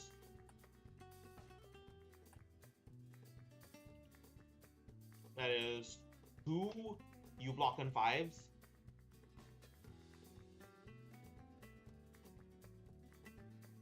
Alright, you have 1 wound left now, Hakatlo. Hitting on 3s. Yeah, I don't think you can survive this. Yeah, good RNG, maybe. You block on 5s.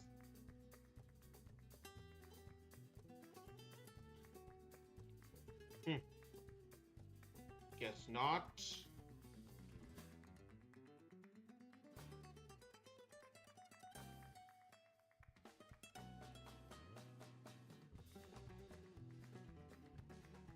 Alright, it is your turn. You could potentially charge my geckos with your city guard. You would get... No, you wouldn't. You wouldn't be in range for Vinci Tech. How far away is the Vinci Tech? 9 inches. Yeah, this is a really unfair mission for Charging Vinci. enemies over 9 meters away.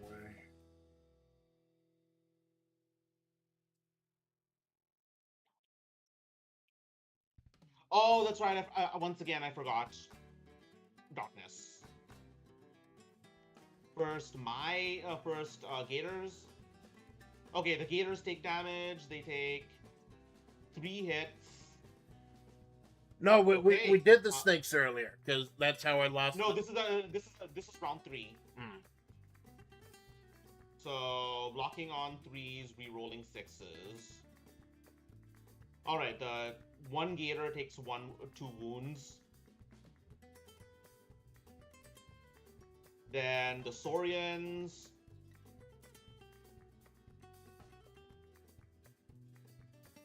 Geckos. Okay, now the snipers. The snipers don't have a torch. Oh, one disappears.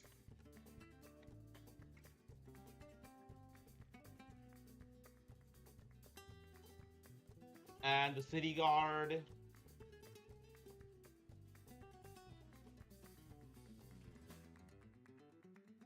Alright, they're fine because of the torch.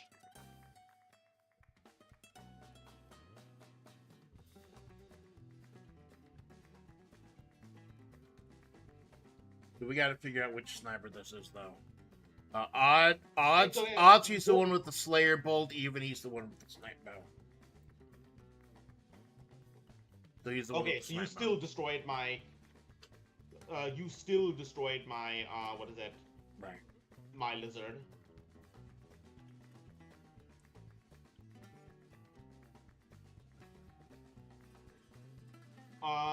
Okay, so what do you want to do with your city guard? You don't want to know what I want to do with my city guard right about now. You know, I'm gonna have them move back just a little bit to get the 9 inches so they can get the Vinci Tech on these guys. Alright. A little bit further. Yeah, that's it. Alright, accuracy or AP? AP.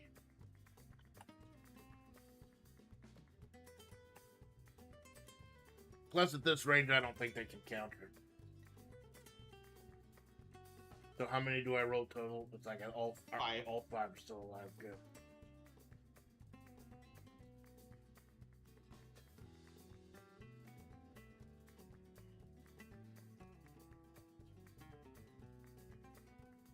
That's 2 hits, AP 1.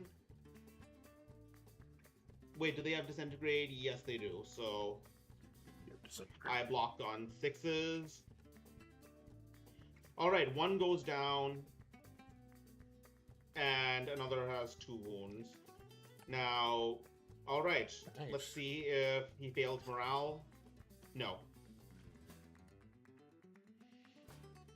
Those guards putting up a fight, man.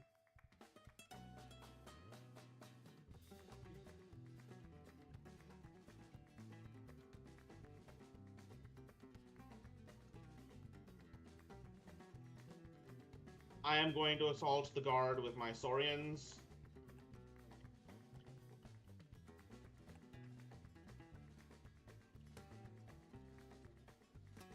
Oh wow, I missed like all but 1. Oh. Don't tell me the guards Okay. are gonna completely ass pull this one. Okay, so you block on A4, I think. That's 1. City guard. Quality 5, defense 4. Whoa! Okay, yeah, strike back with swords. There's 5 of them, so 5 dice. I think everyone's still alive. Yes, everyone's still alive. Alright, that's 2. I block on 4s. Alright, I lose 1. Hold on. Last underdog point. Going to have to reroll both. No, yeah. Okay, I don't take anything. So combat is tied. And that's all your rerolls, right? Yes. All my I'm going to assault the sniper. 1 sniper with my geckos. Oh, I didn't notice Hakule was just down to 1 HP. No, that's what is it? That is toggles. Oh. Okay. Okay, 10 attacks hitting on 5s. Alright, you blocked on 3s, 6s, re-rolling 6s. Because I got the shields. Yes. Those shields are... Nope, he is down.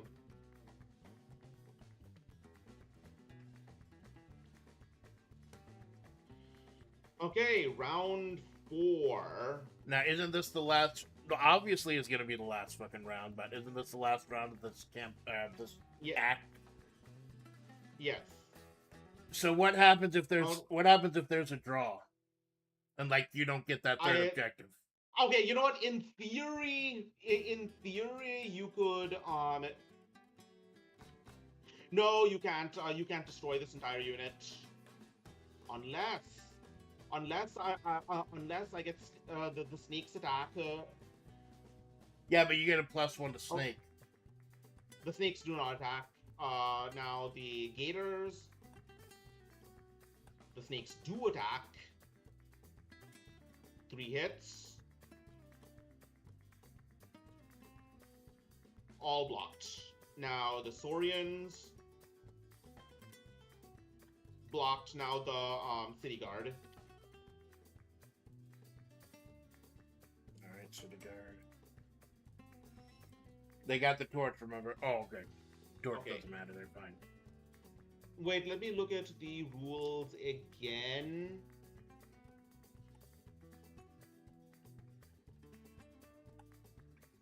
So yeah, I pretty much win this because you can't actually destroy this one unit. So they take all 3 objectives then? Yes, random event, nothing. So the best thing you can do is get your city guard to survive so that they don't risk permadeath. Well, that's what I was gonna try to do. I was gonna try to take out your gators with the rare potential permadeath. Oh, okay, you can try. Alright, so I'm gonna use the Venti attack for damage. No, wait, one gator is 1 and one gator has 2, is that correct? No, the Hagatlo is still at full health. These are toggles. Okay, so I'm going for the gator then, and I'm going for accuracy, because he's only got 1 HP left. I swear, if my gator permadies because of this...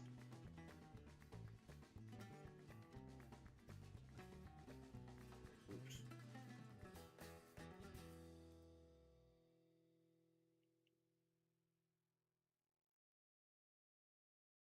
Alright, that is 3 hits with AP and disintegrate, so blocking on 6s. Okay, the gator is down and Hakatlo takes a wound. How much HP does the Hakatlo have, Tony? He has 5 left. 5 left, alright. Okay, the Saurians are going to finish the guard off. Let's see how lucky I get. Let's try. Because if even one guard survives, then they don't risk permadeath, right? Okay, that's 3 hits. You block on 4s. Whoa! Oh, for fuck's sake, I had the line up, the frame up again. It came up a 4 and 2 5s. Okay, so for context, for anyone who missed it, because that stupid frame, that stupid window was in front. You know, oh, Amanda's bot is up. Yeah. Basically, I just had a massive ass pull is basically what happened. And that's what I love about... I know I keep gushing about this, but ever since they did the Unity update to Tabletop Simulator, it has no problems even running stuff like this. So I am able to stream my end from now on. Alright, City Guard can strike now. Oh! City Guard is gonna save this fucking run. One hit, I block. So combat is tied again. And I have 1 unit left. Hagatlo is going to run for it, is going to attack.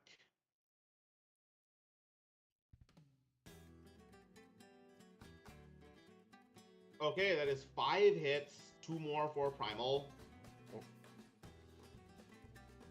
5 hits, AP2. Right. You were blocking on 6s. Whoa! So, that was 3 6s. All right, now you strike back with 3 because 2 of them die.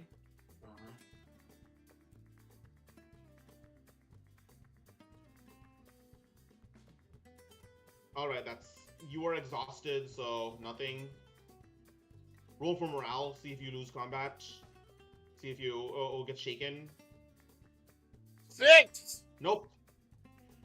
Oh my god, that's city. I should have had the city guard from the beginning.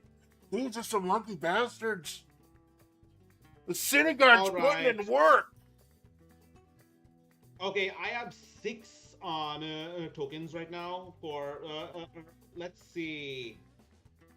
Serpent Egg. I'm going to cast Serpent Egg on the city guard. Fail. Okay,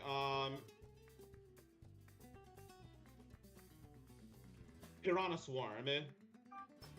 What does Piranha Swarm do? Whatever it is, it doesn't work, it fails. Ah, okay. Jaguar Pounce. Oh, no casting today. Oh, wow. Anyway, I'm going to attack with my geckos. But that moves them off the one objective, doesn't it? No, they hold the objectives. Oh. So they have all 3 objectives then? Yes.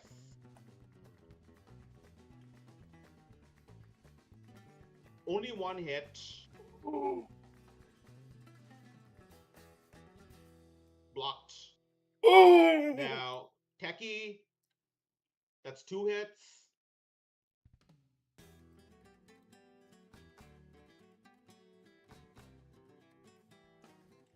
One of them is Bane, so reroll. Okay, no damage. Strike back. Oh! Oh! I may have to just invest in like 50 city guards.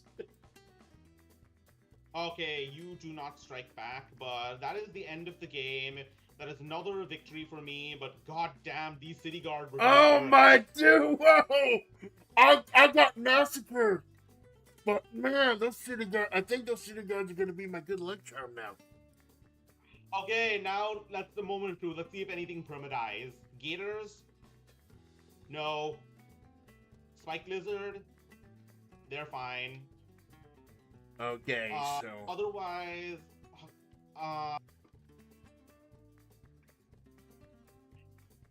Okay, so this one's for the drones. They're good. This one's for the snipers.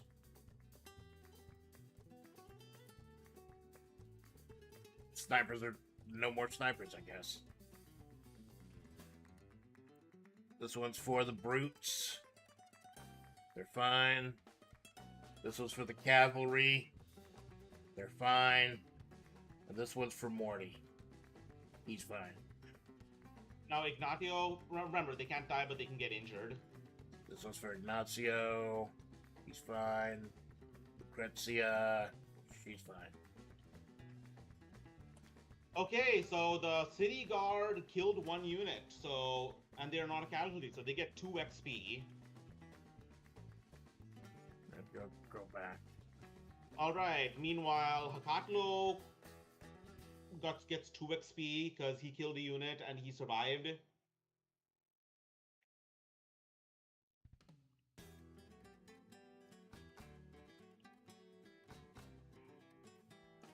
Alright, let's Hakatlo levels up. Let's see what he gets.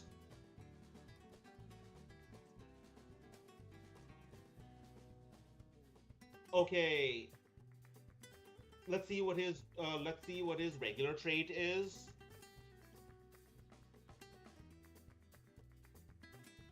Uh, regular trait is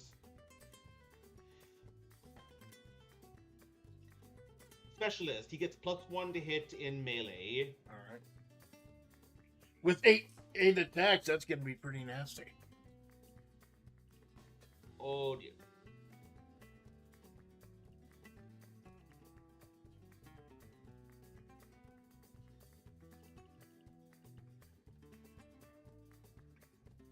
And with this, my points go up from 1050 to 1350, right? And now his skill set is going to be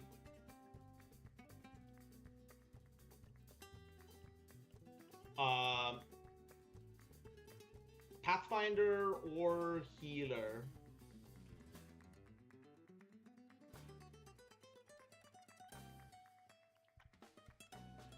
Okay, I'm going to make him a Healer.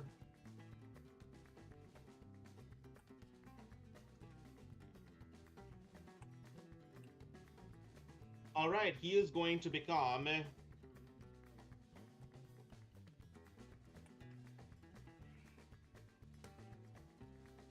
a Warden, which means no, an Herbalist. So friendly units within 6 inches of him get regeneration. Oh, well, ignore wounds on a roll of 6+.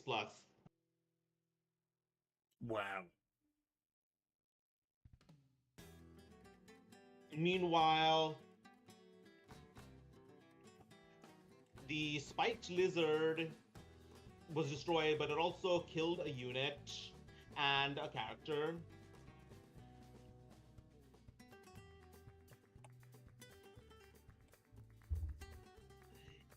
Okay, the spiked lizard is headstrong. It gets +1 to rolls when taking morale tests.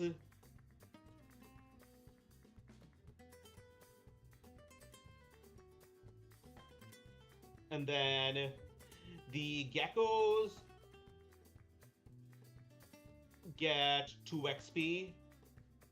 Techie and the geckos get 2 XP.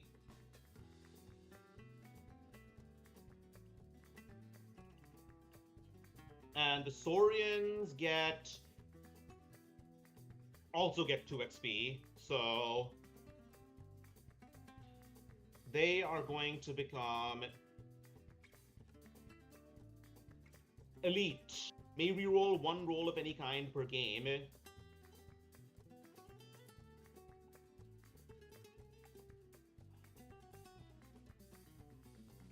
However, this does mean they are all more expensive now.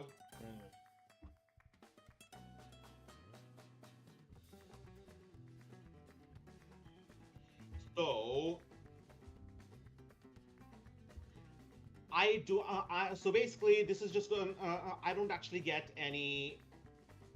My units are up to 150 or 1050, and you lose the points you spent on the snipers. However, you also get 300 more points. So I forget how many points did I put on the snipers. 130. So you should have a total of 1450, 1320 now. 1320 points. No, wait. That I was gonna have. I have how many? I'm sorry. How many with the snipers again? Huh? So I had 1350 minus the snipers. Yeah, 1350 minus the snipers. So what? It's actually what? 1220. Yes. So 1220 is what I have. For that matter, I think I'm going to what upgrades can I give them? I'm going to give my Saurians a command. So sergeant, musician, and a banner. You know, actually, I think I'm gonna go ahead and do my upgrades and get my new units off screen. It's been almost 3 hours. I want to go ahead and pour over these a little bit. So this actually seems like a pretty good pace. Like we'll do like 2 acts a week. Yes, but I'm really sorry you got, I don't know, tabled both times. I get you, man. I get you. I just had to think a little bit harder about how to do next time, right? Better. Again, this mission was really unfair. Yeah, but the first one should have favored me better, but like I did not have good composition. I'm just gonna have to focus on that. Like I said, The I city want to guards go. are really good though. I want to go ahead and take a couple days to figure out what I want. I will go ahead and send you a screenshot when I get going. I've got 12, 20 points, and this is gonna make me. Don't get me wrong, man. I had a hell of a fucking time. I enjoyed it. It's just I gotta rethink a lot of shit now. So, I like, think the issue is that you thought a little too hard about your army, and you took a lot of weird options instead of like basic infantry. yeah, because that city guard put in work. So yeah, I'm gonna have to see what Act 3 and 4 are like, and make those decisions accordingly. By the way, the bomb was over here. Okay. Well, I never got to leave the square, so. Okay, so That was. that was quite fun in my fun. I'm glad it was fun for you too. To be honest, I like it when I lose. So lose because I like seeing other people happy. But Well, don't get it wrong, man. I had a hell of a fucking time, and I'm looking forward to doing all this. Like, we may have to institute a mercy rule yeah. at some time, but I do want to go ahead and see the rest of this campaign out. And I think, like, with me doing Fallout New Vegas for like 6 hours in the morning, then take a couple hours off, and then just prepare for all this, I think that actually works out really well, and I do appreciate you. But because this dude's making all the maps and everything, he's putting so much work into this behind the scenes. I really appreciate it, man. I just hope I'm able to hold up my end. So next time we can take as much time as you want for before the next before the next session, because if there's more of a gap, I can build a better map. Well, now what I was gonna do is Monday and Tuesday. Like, I've already got everything set up for WebP, my big Wednesday thing, and then I got a collab on Wednesday. So like Monday night or Tuesday night, I'll go ahead and pick through and let you know. In fact, if it's not too bad at work, I might just do it like between my two shifts, and I'll go ahead and send you the shot of whatever I end up picking afterwards, and you can give me your opinions, and next week we'll do 3 and 4. I thought about trying to do 3 or 4 per episode, but I think 2 per episode is a good pace, because that gives us time to kind of marinate on everything afterwards. Yeah, well, I have not actually eaten anything other than like a few vegetables most of the day, so I'm gonna make something for myself. Dude, please go enjoy yourself. Take care of yourself, my man. Thank All you. right, I look for this. Anything you want to plug before we get going? Other than that, like I said, I have not been. I've been focusing more on videos, been streaming lately. But like I said, I'm still kind of marinating on what direction I want my channel to go forward in. But I'm enjoying making content, and I'm enjoying having you by my side. Thank you. And I enjoy this. And like, when I did my reassessment a few months ago, I said I wanted to try learning new things, and I think that's the one thing I really haven't done a lot of. So this is a great experience for me. All right. Well, this is Amanda Splats. Well, I'm just going to go ahead and just quickly bring up my schedule now that I finished it. Okay, go ahead. Wednesday, 7 a.m., WebP, PLE number 17, Purple Pros, live from the Great Unmoving Library. Wednesday, 4 p.m., Whisper Mountain Outbreak with Malone, Choco, and Chili. I will not be streaming my end because of desync issues. Sometime Saturday, the wrap-up show. Next Sunday, 7 a.m., Fallout New Vegas. We're gonna fucking murder the shit out of Benny. Promise. And then, 1 week from now, 4 p.m., we will return to Secrets of Tixal. It's gonna be a big gonna be a big week. It's gonna be a big time. It's gonna be great. And thank you for being a big will part of be. it, man. All right. Thanks for coming, and expect more to come. Malone, thank you for stopping by. Lurker, VOD Watcher, Second Screen Saint, Samuel, Faithful, Amanda Splats. It's the Amanda Splats Project. Y'all have a good night.